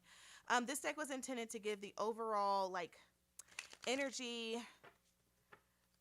function. These cards have been kind of doing some wild stuff so far, so I'm very interested to see what shoots out for you guys. What do we have for group 3, Spirit? Whoa, thank you. Thank you. First card, deception. Deception. Someone is wearing a false self mask in this relationship. Religious factors. Your love life is influenced by your religious upbringing and spiritual path. What an interesting combo. Like I'm really over here rubbing my chin. Like, what the hell? I told you these cards have been really doing some crazy stuff today. So okay, one, it's not as jarring. I mean, I'm being dramatic, but I'm an Aries. What do you expect? But no, it doesn't have to be jarring. I'm gonna break it down for you guys. So really, all this is saying is that, well, this is what I'm interpreting it as. Some of you guys are doing things on behalf of a conditioned belief. And I'm questioning whether or not it's a belief that you actually really believe in, or if it's just something that you grew up doing, so you're doing what you're told. I'm only saying that because I experienced that in my own life. I literally dated someone who was probably the worst person in the world for me to date. And I stayed with them because of my religion, because everyone in my religion was saying, that is your person. That's who you're supposed to marry. So whatever they have, no matter how toxic it is, no matter how detrimental it can be to your mental health and well-being, that's who you need to stay with. You know, you're going to be this type of person in our institution. And it was very cult-like. And I mean cult-like in the sense of, it didn't matter who I was as an individual. It mattered what it looked like to the group, the congregation. And so, because I was young and dumb and gullible, I believed these people, and I ended up staying somewhere that I should not have been. Now, spirit works in mysterious ways. So I learned a lot from that relationship, and I got out of that relationship. But I'm wondering if some of you guys can relate to even the brief description of the story I just gave about myself. Because what I was doing was I was wearing a mask because I was not willing to step out on faith and go against what everyone was telling me. I was just like, okay, I don't want to look like I'm being the troublemaker. I don't want to cause problems. So let me just comply. But I didn't realize that every single time I did that, I was betraying myself.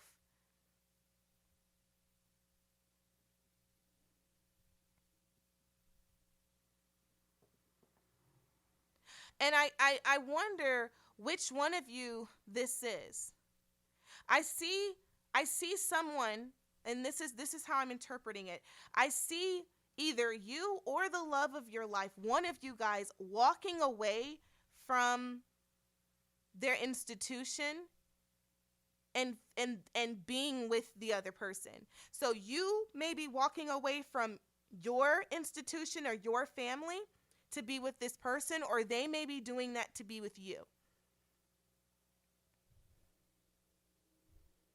Because this institution has, like they said, it has a big influence. It has a big impact. They have a say. It's because, I mean, what is religion? Arguably, it's meant to control. Whereas spirituality is meant to inquire and dig, search, look, seek. Religion does not encourage you to do that. Most religions don't. Let me not speak broadly. Most religions don't. So like I'm even seeing, just for an example, like someone walking away from a potential arranged marriage because culturally that's what they do, or in their religion, and then seeking you out. So this is scandalous. There's the drama again. Again, it's not as jarring. What just fell in my lap? Date. Meeting someone new. Getting back out there. Setting a date. I'm still getting the storyline. This is so crazy. Like I could even see you meeting this person on an app, and they're just on the app just for shits and giggles because they're not content in whatever relationship they're in. I also, for some reason, I don't know why, but I feel like you're going to meet this person when one of you is already in a relationship. They're either going to be in a relationship or you are going to be in a relationship and you're going to meet this person. Like you guys, like it's scandalous. The whole relationship. No, not the whole relationship, but I do feel like there's some scandal. Oh, shit. Hold on. What just popped out? Girl with a snake. Empath and narcissist paradigm being charmed or used. Enable boundaries. Ooh. Wow. Hold on. Separation. Sadness, missing you, thinking about you, yearning, unsure of future. Come on. Come on. Okay. You guys, the love of your life, you guys really should write a book or like a movie when you're done, because what I'm seeing is crazy. It's crazy. Now, this is a general reading. I just want to point that out. So, if you feel like I'm talking about you and you want some clarity, I would definitely inquire for a personal reading. But I see this starting out harmless. And y'all, like, because you can't help who you fall in love with, right? And I'm not judging you. I'm not judging you because sometimes things just happen. I do feel like someone is in a relationship they're not supposed to be in, but they're in it for the reasons we just mentioned, religious factors and just deception. They can't be who they truly are, probably because of their family or because they care about all the other shit that I always talk about on my channel about us trying to move away from and just walking in our authentic selves. But we'll get to that in another reading. Point is that I feel like one of you guys is doing that, and the other one is kind of just like, doing their thing. And y'all meet. Y'all have a date. Could be harmless. This could even be just a friendship type of thing. Like, y'all could just meet. Y'all could be coworkers or some shit. I don't know. And it's harmless, but then they end up falling for you. And Someone says girl with the snake, so I'm feeling like it's them. I feel like their partner or whoever they're with or supposed to be with, or whoever these, okay, because there's a third party is what I'm saying. Oh, I'm so excited. I'm so messy. Okay, no. There's a third party, and this third party is like, they can see that this person's attention is not on them, it's on you. So, you remember I told you guys, if you're familiar with my channel, if you've watched me before, then you know that I do practice magic and it resonates with my soul and my spirit, so I do it. And so sometimes I speak from a practitioner side of things. So, Girl with the Snake, from my perspective, when it comes to roots, when it comes to spirits, entities, symbolism, girl with the snake means this person is meant to cause you harm. This is not a friend. This is a enemy. This is a foe. This is someone who will use magic, is not above using magic to get what they want. So, I would say protect yourself. That's what I would say. Because I don't see this person bowing out gracefully. Because this person is very much with this. Like she very much wants this man because of what it looks like, maybe because of who he is, and we're going to go into who he is and everything like that in a little bit. But she very much wants him, and she's not willing to let him go without trying everything she can. It's giving obsessed. Y'all saw that movie with Beyonce and Idris? Idris. Sorry, I'm married, but not blind. Idris Elba. Y'all saw that movie and the crazy white girl? Sorry, no offense, but I don't remember her name. And how that girl, the white girl, was just like all over Idris, and like she could not understand like no means no and back away from me, I'm married. Like she didn't understand those words, and so she just kept trying to set him up and trying to get at him, and she even like kidnapped their kid at one point. Sorry, spoiler alert. But like she was psycho, like delusional. You guys would cannot imagine how many delusional women are walking this planet. I've had to deal with a few of them, and let me tell you, look, I don't know if it's in the water or what, but like delusion. And I feel like this girl is giving delusion. This girl is giving, she's not all there. She's giving Jezebel spirit. And so I just want to say, protect yourself. Protect yourself in all the ways that you can think of. Protection spell, carrying around protective stones, working with spirits that are that can bring added protection, working with planets, working with angels like Archangel Michael. Okay? So like I would protect myself. If I was in this position, I would. Maybe even a banishment spell too, but I don't believe in just, hexing people for no real reason. But I mean, you can send someone away without having to actually hurt them. So anyway, separation. This person's attached to you. This person wants you, but I do feel like when you meet this person, it's definitely dramatic. Like you're the love of their life, and you're the love of their life, and they're the love of your life. But it's one of those things where it's just not that simple because of the situations that we're already discussing. And so it's like he's attached to you, but like y'all have to figure out this way to kind of connect and get together. But I kind of do see this person leaving their situation. Will this require patience? Probably. Will it be worth it? Probably. The green cards that I'm shuffling right now, I'm sorry I don't remember the name of this deck, but the intention was overall lessons in this connection, in this relationship. Good luck.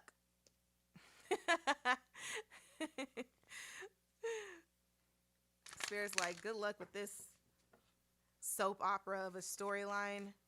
No, really, this sounds like a storyline, but like, no, again, as I was saying, I feel like it's all worth it in the end. I think it's definitely going to, the fact that you would have to endure this is going to strengthen you guys' connection.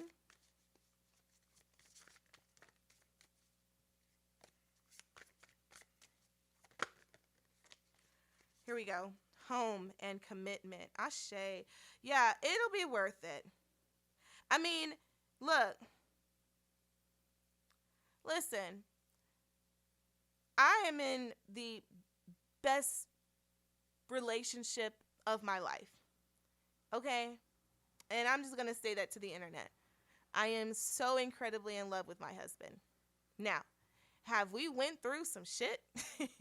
have have I had to deal with some fuckery from people trying to attack our union because they saw it for what it was? They were jealous, they were conniving, manipulative, just miserable people, that Jezebel spirit. Have I had to deal with that? Yes. Do I think me and my partner made it out of that situation better and stronger? 100%. And I do see there's an opportunity for you guys to walk out of the situation with the exact same feeling, because we have home. Home is where the heart is. Home is wherever this person is. And I feel like you are home for that person. And that's why when y'all are not together, when you're not together, they feel sick. They feel sick that they have to play on to this thing.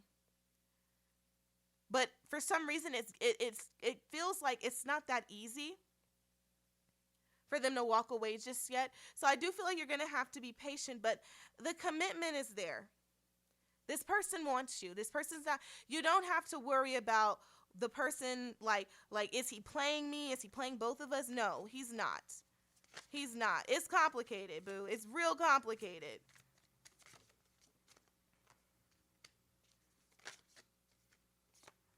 They're struggling. They're struggling with living in their truth. And I think this is something, and this is a change from the other two groups. I think this is something that you can teach them. You're going to lead by example by walking in your truth. And I also will say, you do need to have boundaries with this person. Okay? Don't let them think that you're going to always be around. I do think that there's some patience. Listen. Again, I don't believe in things being as black and white as other people may. Okay? I don't, because it's not like I'm not telling you guys to be the other woman. I don't think it's that black and white, because like I said, this whole relationship, this whole thing that he's in, it's not even really his choice. He's kind of just there.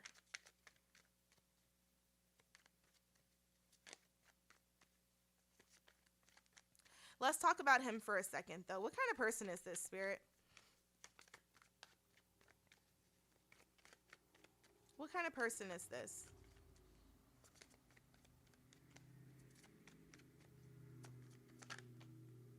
What is that?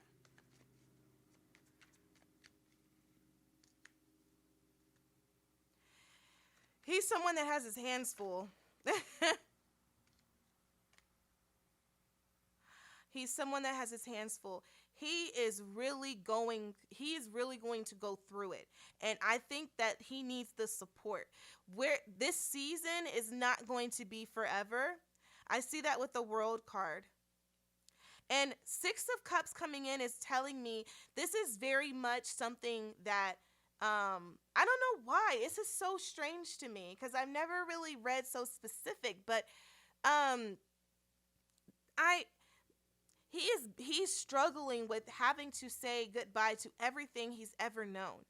It's like, imagine if you grew up in a cult and you decided, you know what, I'm done. I'm done with all of this. And now you're just exiled. Everything that you know and love, your parents are gone now, your siblings are gone, and you're thrusted into this world, and the only person he will have is you. Like, imagine the adjustment that he's going to have to go through.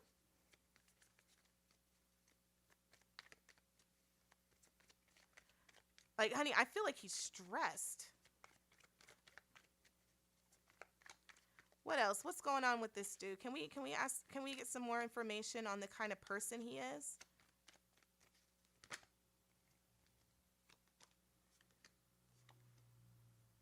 He's romantic. I'm seeing that he's kind of a people pleaser, but he's still learning. He's learning balance, and he's learning. I think he's learning how to find himself. Yeah, temperance card. Yeah, he's learning how to find himself, but again, I think he's absolutely smitten over you. And I think that it's so funny because in group 2, I gave a certain type of reading, but you, I feel like, are going to be the opposite of group 2. I feel like you are the one that's going to, I don't even know how that opened up, but I feel like you are going to be the one who kind of shows him this whole new way of living because, you know, it's going to be very different from his life, his lifestyle, what he knows.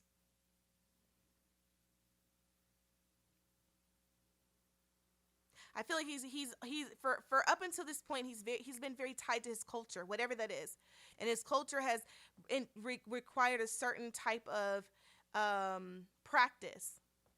Marriage being one of them, dating being one of them, and I think who you are is the opposite of that, and so he's kind of had to play two sides, but I feel like this is going to stop soon.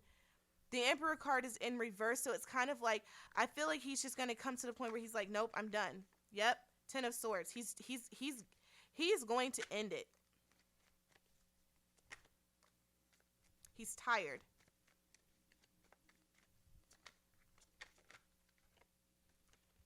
Ten of Pence. Ten of Cups can't end on a better note than that. He's tired mentally and he's drained. You're coming in as this peaceful place, this solace for him. He sees himself happy with kids and love, satisfied. He's going to get to that point. You guys are going to have a hell of a story. So, yeah, geez Louise. Thank you guys so much for watching group 3. I'm going to go ahead and end your reading there. Again, wow. If anything I said at all, because this was very specific, and so I do understand general readings aren't going to hit everyone, but if I hit home with anything, if this already sounds like somebody in your life, then Ashe, I'm glad I could provide some insight, clarity, and guidance. If you want to leave a comment, let me know what you thought about the reading. Then by all means, go ahead and do that. If you like the reading, or like the kind of reader that I am, or want to see more content that I produce, then please hit that subscribe button. I'm going to go to the last group 4, but I will see you guys in my next video, okay? Bye.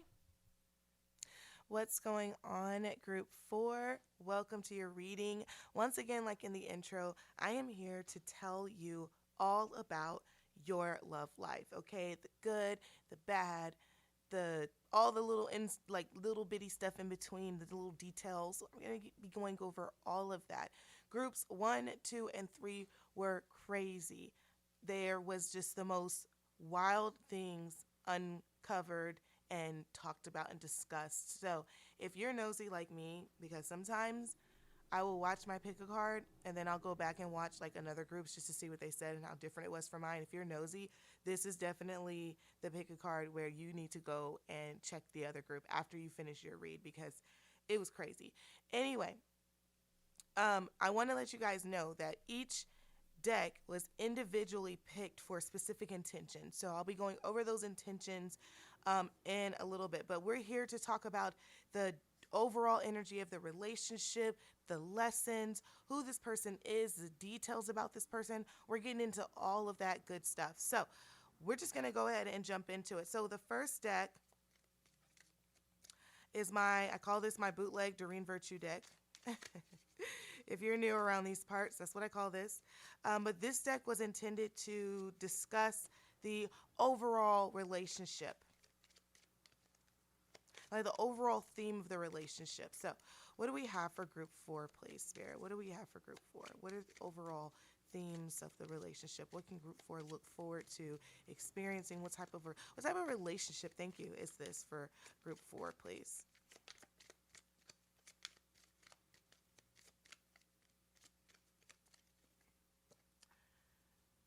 Okay, 2 will do.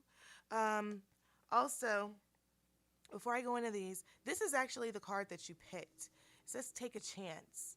Okay, now these I created myself, hence why they're on these like little index cards. And take a chance is talking more about the leap of faith, going against like the same old ritualistic patterns about yourself. So some of you guys may be considered type A personality. Some of you guys are probably I love giving analogies and examples and stories on this channel. So and in my readings. So if you guys have ever seen New York Minute with Mary Kate and Ashley Olsen in it, the character that Ashley Olsen played, where she had her planner and she just kind of she organized and structured her life around what her planner said. And when the planner was stolen, she kind of just unraveled and lost all of her mind. I'm kind of speaking to people like that. So if that's you, this reading was one specifically intended to reach those ears of yours, because this relationship is going to be a risk-taking one, okay? I feel like your person, the love of your life, he is an adventurer. Adventurer. I don't know if that's the word I'm trying to use, but or even if that's an actual word, but he's a risk taker. He likes to go on adventures. This man likes to bungee jump. This man likes to travel. This man is a almost kind of like a nomad, and not in the sense of like he moves around and he lives all over the place, but he likes to travel often. He likes to do thrill seeking things. Like he doesn't like to stay put. And I feel already that he's not unorthodox. He is unorthodox. He is unorthodox. You guys know how I am with my words. You got to follow me. Follow me. He is not going to be your type A 9 to 5. I'm an investment banker. Here's my tie and my tuxedo. Now, he can wear a tie and a tuxedo, and he probably looks really good in one, but he's also like the Indiana Jones of the 21st century, okay? Like, this is who he is, and he likes a good adventure. And so I think that this is going to bring some of you out of your shell. It's going to challenge some of you. I feel like this person even creates things around his travels. Like maybe he's an author, or maybe he's like a food content blogger, and he likes to go to these different places and try and experience these different cultures and try these different foods, or experience these different traditions and customs. Like something about that is very fascinating for him. And so I feel like this is going to be a journey and an exploration in and of itself in the relationship. So when I see this card for you guys in this reading, take a chance is telling me, you're gonna be challenged to step out of your comfort zone. You're gonna be challenged to, go against the grain a little bit as far as like how you structure and organize your life. And when you meet him and what he's about, and you're going to kind of say, you know what, like he's a lot more sporadic or spontaneous. So he's not gonna really mesh well with your planner and the fact that you have mapped out to every single second the next 6 months of your life. Also, some of you who may not be type A are still just people who live in your little bubble. You know, you don't really go out a lot, or you don't really like you stay to yourself. And I also want to point out, for those of you who are like that, I just keep getting like he's kind of the opposite.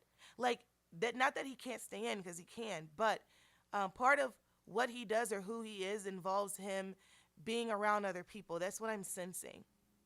So if you are more introverted, he is more extroverted for sure. So let's go into the relationship. You deserve love. You are lovable. Finances and career. Financial issues are a factor in your love life. Financial issues will be a factor. And I'm wondering if it has something to do with what I was saying earlier about what he does for a living and how he makes his money.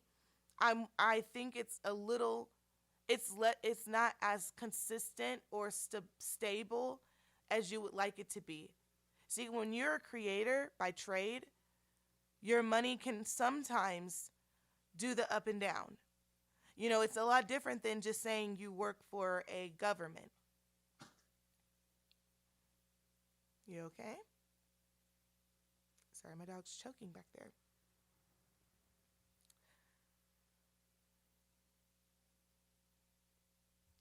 So, some of you guys, I want you to remember that love and marriage and relationships, one of the main reasons I read this somewhere, and it was years ago. So I mean, but it was a statistic. They said that statistically, more marriages end because of financial issues, or like the inability to reconcile because of finances and money, than any other reason. And so when I tell you guys that, I wonder, one, what is it that you think about when I say that? Like when I say, okay, well, most marriages that end because of financial issues, you know, if I was getting married and I was someone who cared about relationships, or if I was somebody that cared about finances, I would be trying to figure out, okay, so what is actually important here? Because I think that's what spirit is challenging, is what you deem to be important. The love of your life is coming in, and he's, like I said, he's different. He moves around. His money doesn't come as consistent as maybe you would like it to be. So maybe you be the yin to his yang, and your job is the money that comes in consistently while he chases his dreams.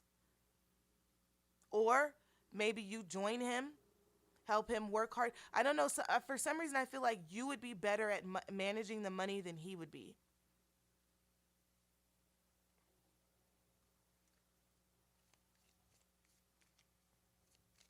So definitely, I would say, figure out when you meet this person, figure out who is better with money. Because like I said, I feel like it's you, and you need to be the one that manages the money. Or if y'all got it like that, then hire someone like an accountant or someone to manage the money. But one of you in this equation is not that great with budgeting, saving, um, distributing money to the specific places it needs to go.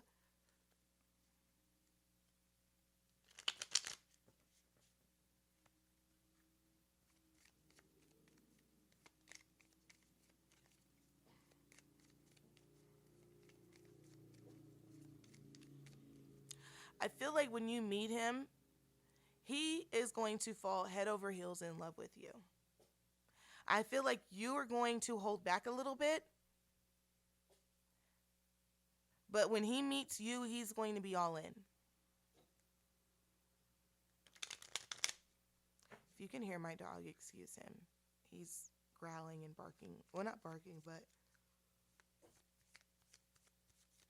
something is upsetting him by the window. But yeah, he's gonna fall for you. I don't know, for some reason I'm getting that two cards fell in my lap. For some reason, I'm getting that like there's gonna be this chase a bit. Cause I don't know if this is someone that you're going to immediately just like sync up with. I feel like he's going to have to prove himself. And you should let him. You should let him prove himself. But just know he's going to he when he sees you, he's going it's one of those things where he's going to know that is my wife. Like he feels like he feels hopeless romantic almost.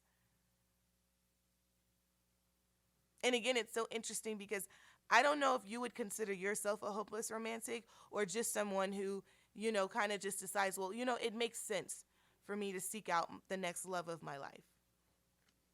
Two cards fell out on my lap. Cupid's arrow. It says the words associated say have faith, love is coming, surprise, invitation or meeting, hesitation. That's so funny because like I said, with the last word being hesitation, like I feel like you guys are kind of going to be like, he's going to have to work for it. You're not just going to like y'all, there's going to be a lot of love there, but it won't be there in the initial meeting or the first few contacts. He's going to fall and he's going to prove himself to you. And then you're going to see him and be like, okay, this is the person.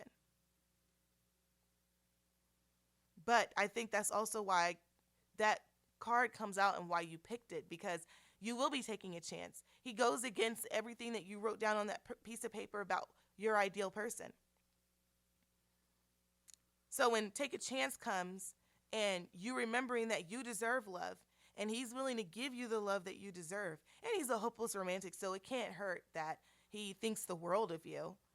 And yeah, money may be a factor, but I'm already telling you now that it's a factor so you can run in and nip it in the bud before it even becomes an issue.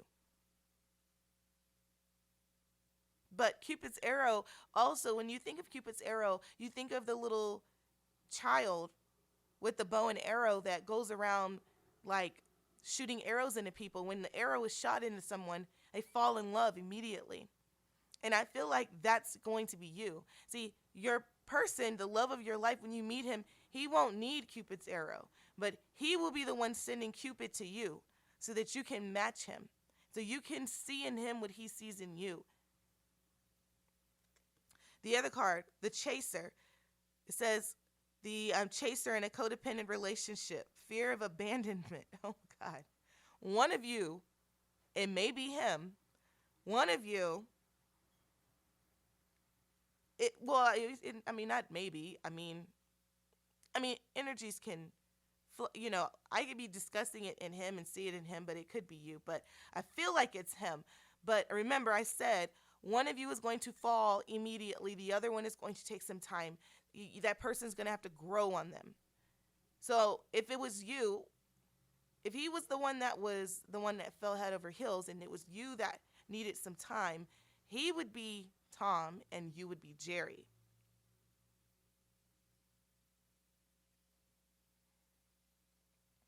I would ask him about the possibility of, fear of being left behind, being abandoned.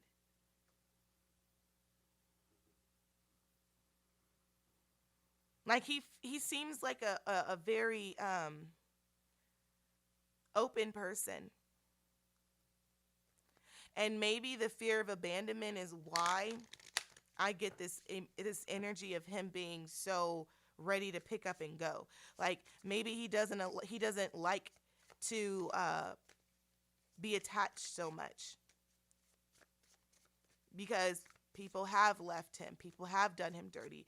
Maybe it was a family member, his mother or his father, who left him at a young age. And so he just has learned to not get too attached to people. And even though he falls head over heels for you, he still has these boundaries up where he won't give himself completely unto you, but that's something that you guys will need to work through. I just feel like everything is not as it seems with him. Like you may think you have him figured out, but he's definitely a layers person. The green deck that I'm shuffling is meant to provide the general lessons for this relationship. What is it that you're supposed to get out of it? Or what is it that he's supposed to get out of it? We're asking all of that and surrendering all those questions into Spirit. Spirit, what do we have for group 4? What are the lessons that they're supposed to get out of meeting and syncing up with the love of their life, please?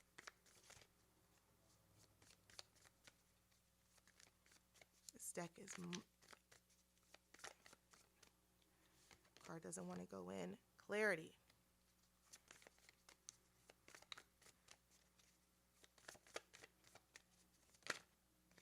Freedom. Oh, I didn't even see this. When did that come out? We'll take it though. Ashe. Clarity. Freedom. And finding. Beautiful words. Beautiful words. And kind of touch on some of the stuff that I mentioned already, but now we can really go into the depths of the lessons, because I believe, and this is where I come from on this channel, is every relationship is meant to show you something, teach you something, experience something. And I make a point to figure out what that is in the relationships that I have in my life. And the ones that I don't know, or the ones that are showing me the things that just I don't like, I remove those people. So that's why I'm doing that for you guys, is I'm giving you the lesson so that you know what to look for, what to try to, what to hope to learn from it. Because there are learning opportunities in everything, in every experience. So first card that I saw was clarity.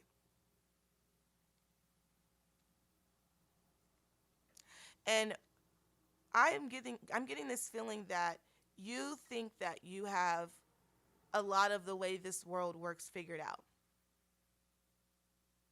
But you're only operating from your own perspective. And your perspective is just a little limited because you're not considering the other side.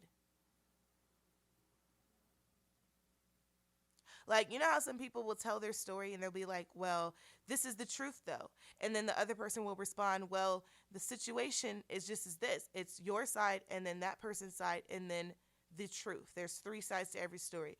But some of you will say, well, my side is the truth. And it's like, you can't, everyone has their own perspective, and their perspective will dictate how the story comes off. And it's not that you will be intentionally leaving things out. It's just when you're referencing back to your story, when you're explaining the details, you're not going to get every single detail because you can only recall what you were focusing on. So your reality in that same situation can be very different from another person experiencing that same situation from their reality and their perspective. And that is something that I believe you will learn in this relationship, is that there are different perspectives, and you will learn how to adjust and accommodate different perspectives. That it doesn't mean that you're wrong because you accept another person's perspective and reality of a situation. Because I feel like you guys are very opinionated. You've probably gotten that before, that you are very opinionated. But you're going to also learn that in this relationship, the love of your life is meant to come and teach you that the world is not black and white. That there are things that can't be logically explained. That there are some things that are just there's some things that cannot be explained, for example, by religion or by science. That's what I'm talking about. They can't, you'll learn that some of the things that you were taught may not exactly be correct. I feel like this person's going to challenge some of the things in your life that you just knew were right. And he's going to come in and give you some gray area.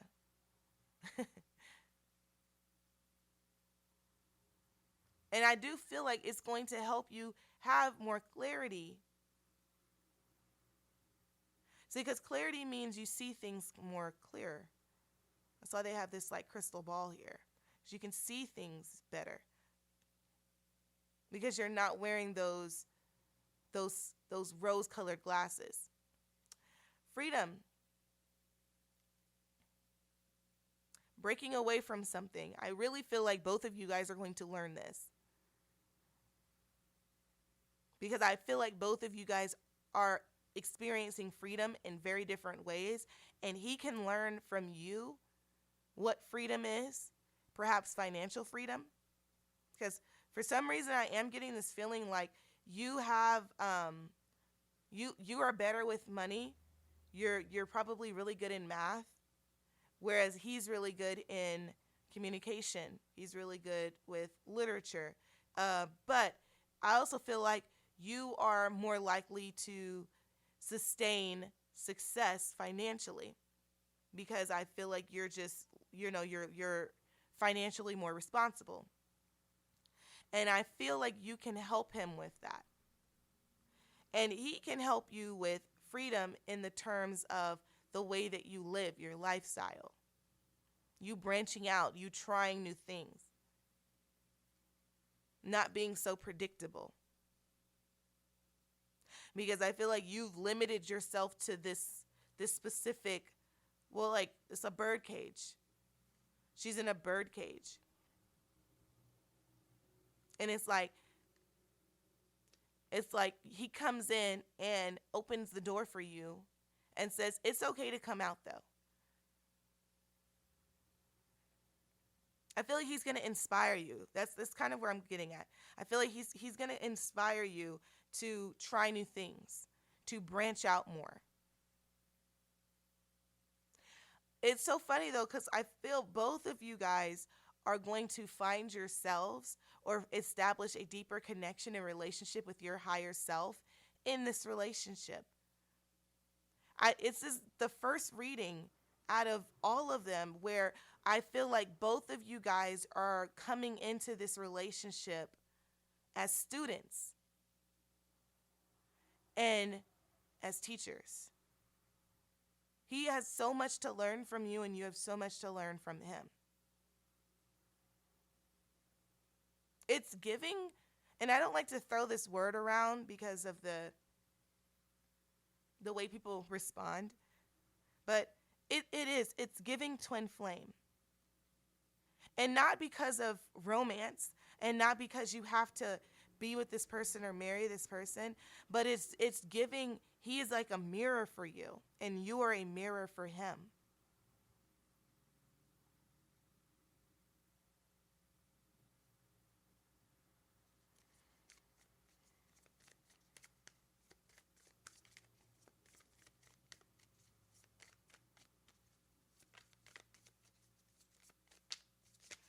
He's coming into the relationship to do what exactly, Spirit?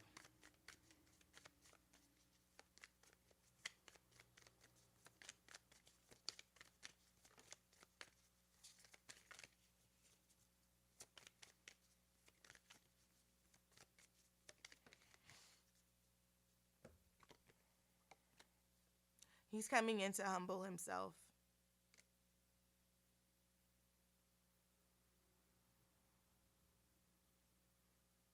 And I'm also sensing, it's so funny.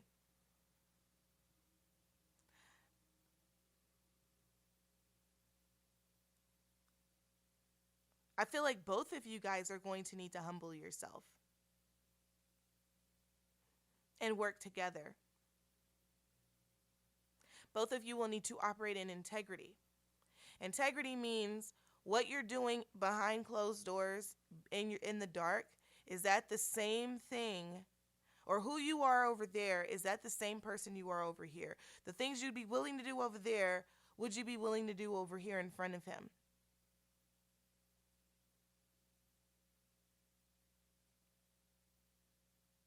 It's can you really hold yourself accountable? Can you be responsible to yourself and to other people? There's a lot of maturity that's going to happen in this relationship because you may look mature from the worldly perspective, but spiritually, the maturity is going to be challenged. So can you really hold yourself accountable when no one else is asking you to be? That is spiritual maturity. Can your higher self hold you accountable to do the things that you know you're supposed to do, even if they don't make sense to anyone? That's being spiritually sound and mature. And it says here, I achieve with integrity. Meaning, the places that you go, the places that they'll go, they get there without having to do any unscrupulous acts, anything that goes against their own morals and values and ethics. And that may be a challenge for you. I don't know. Someone is going to have to deal with this, whether that's you or them. Maybe you're used to getting stuff, or I don't know, someone, it could be him. I'm trying to figure this out. Because I'm going back and forth with the energy, so I don't know what that is about. We can discuss that with the tarot in a second, but someone really had to get it out of the mud. And so maybe you're just used to getting it how you live, if you know that saying, where it may not be on the up and ups, but this is how it is. But Spirit's challenging you to be one with integrity. Honor yourself. See, because someone's doing something that they know they shouldn't do, and they feel bad. See, again, on this channel, I don't discuss things as blatant, or not blatant, but I don't discuss things as simple black and white, that's wrong, that's right, because my definition of wrong and right is very different from y'all's. And when I post stuff like this on the internet, I try to be as intentional as I can with my words. So it's not that you're doing something wrong according to my definition. It's that you're doing something wrong according to your definition. And I'm asking you why, or that person why. See, because when the love of your life comes in, one of y'all, and really both of y'all, are going to have to deal with an issue of integrity.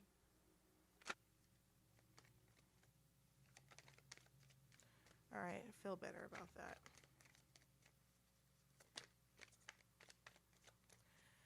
All right, Spirit, let's get into this actual person. What kind of person is he? What does he look like, maybe? What is he about? Let's get into thank you.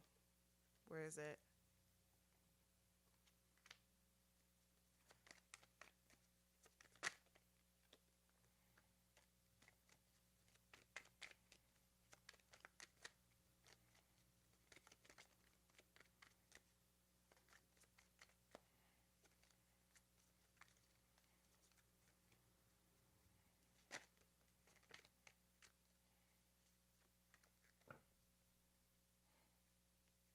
Okay.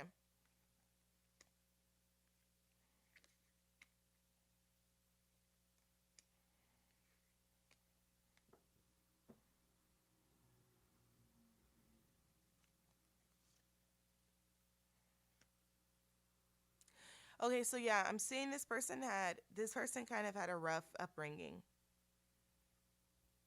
And this person is still learning.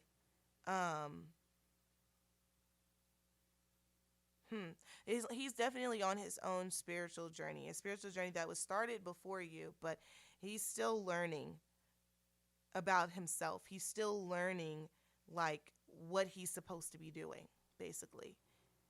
He's still learning his purpose. But I do see he's working towards that. There are distractions. I see distractions.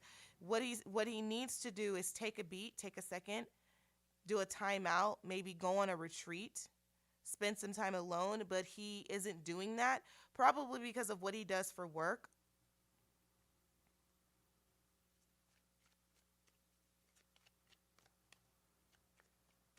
But he's on his own journey of self-discovery. He probably doesn't even realize it, though.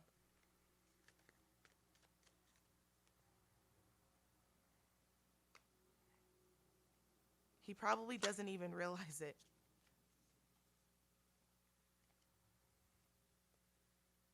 Hmm.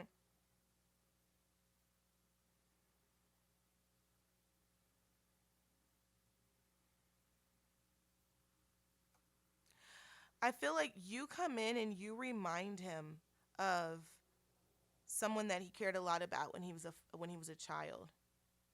You remind him of someone like you remind him of like an old friend, someone that he cared about, like a sister or his actual sister. You remind him of someone that he should kind of protect. He's definitely older than you,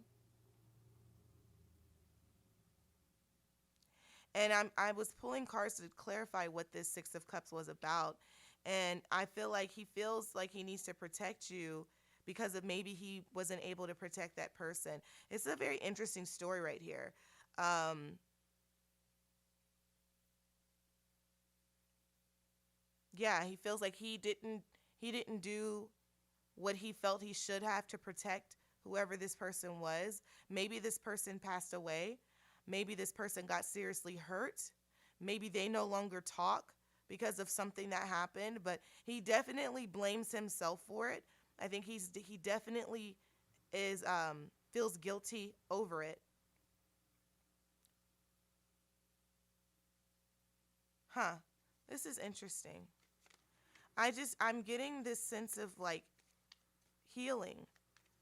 Like, thank you. Healing.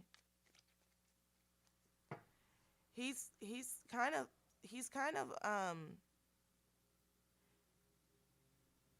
I said earlier he's on this journey. And now I'm kind of seeing with Hangman there is a place of enlightenment for him that he must reach. And that is something that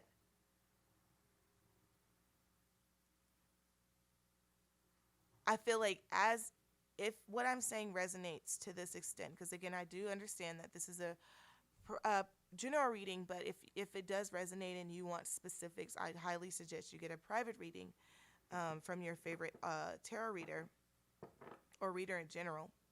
But what I'm seeing is, as his twin flame, because you are his mirror, one of the things that you are supposed to do is show him the parts that need to be worked through, dealt with, the shadow work side, the things that help him become a higher person, connect to that higher perspective, that higher place of where, our highest selves sit, right? He has the ability to become an enlightened individual, but he would need to kind of forgive himself. I just keep getting this feeling of like he's carrying a dark past, something that he doesn't really talk about. And I said earlier in the reading too, I did say like even though he's a hopeless romantic, and even though he's going to like pursue you, there are things that he's just unwilling to talk about. It's giving Christian Grey from 50 Shades of Grey. That's what it's giving.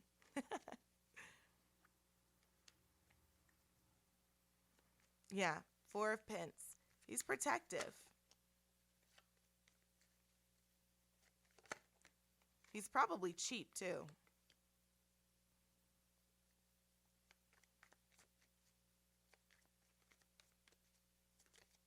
What about physical attributes, Spirit? What about physical attributes? Actually, I'm going to do you guys.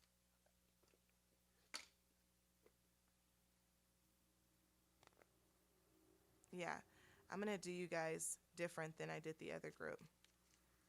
I'm going to pull some more from this. What other messages can we get from this group regarding that person specifically, please? Qualities, characteristics, thank you, behaviors. Love call. Someone expresses their love in a message. They're thinking of you and letting you know. You might meet this person online. You might meet this person on like Facebook. This person, I see him approaching you, but not in person yet. I think that your first interaction will be over the phone. Golden mirror. self absorbed narcissist, a one sided relationship, love bombing. So that's actually interesting. One, because sometimes in a twin flame relationship, it can feel one sided. Sometimes in a twin flame relationship, that's why they say that,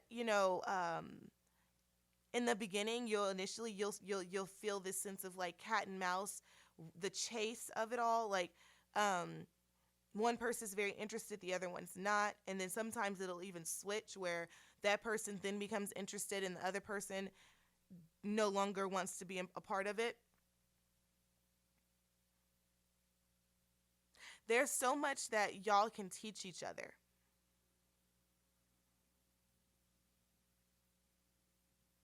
Because one of y'all are a little self-absorbed. And again, these aren't necessarily.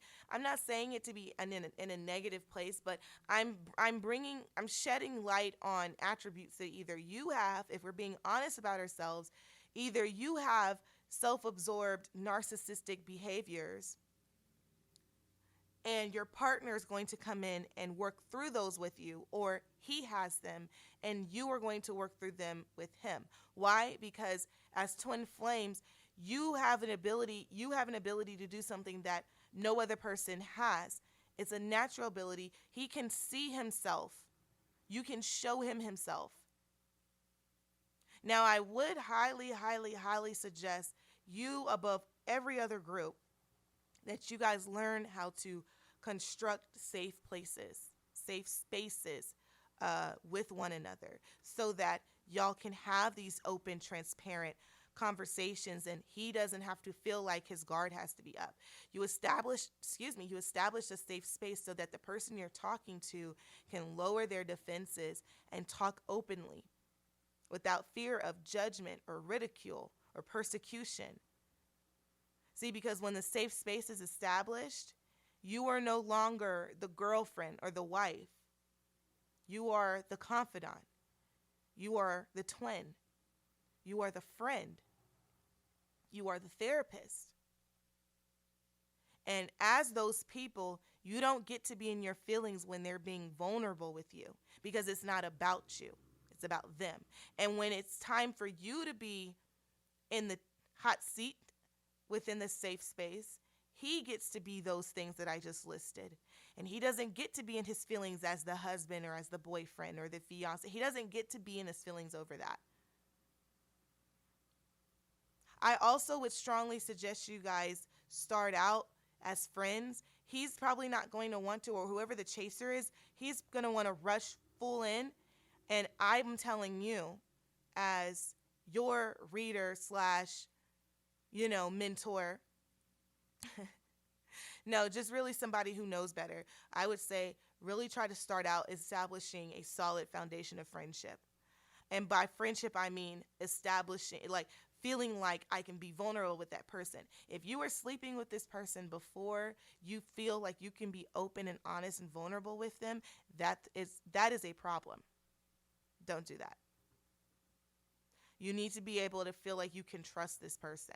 You need to be able to feel like you really know who he is as an individual before you give himself to you, before you give yourself to him sexually.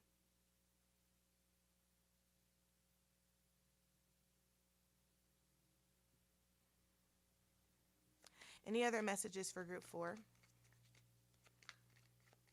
Any other messages for group 4?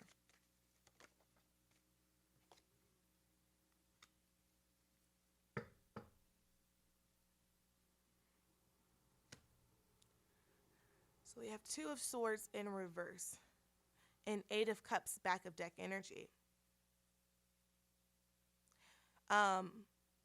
Leaving behind a lot of things that don't serve is what I'm seeing.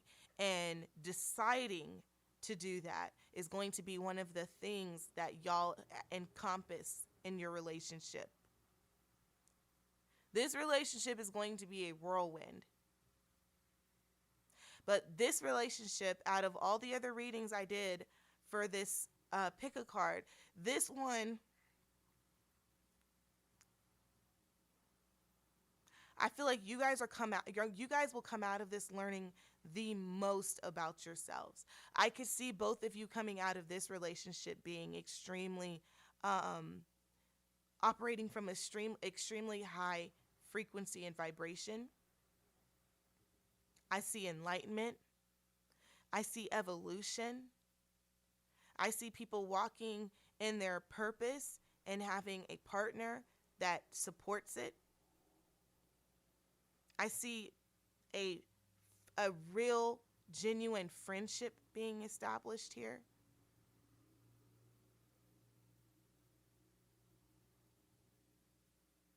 I see walls breaking down in this relationship.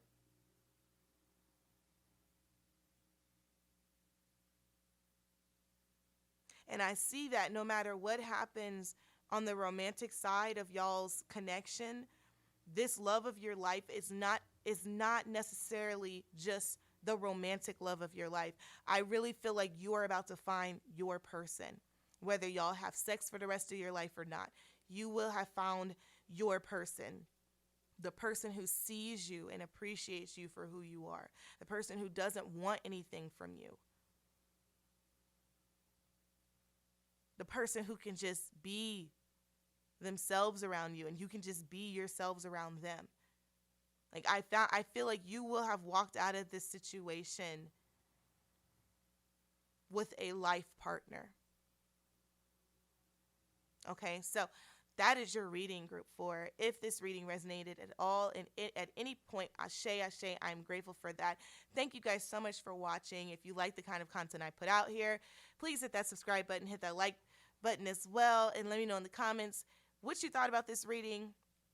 I understand it doesn't always resonate, so if it does, I'm always appreciative. I'm going to go ahead and sign out, but I will see you guys, group 4, in my next reading. Okay? Bye.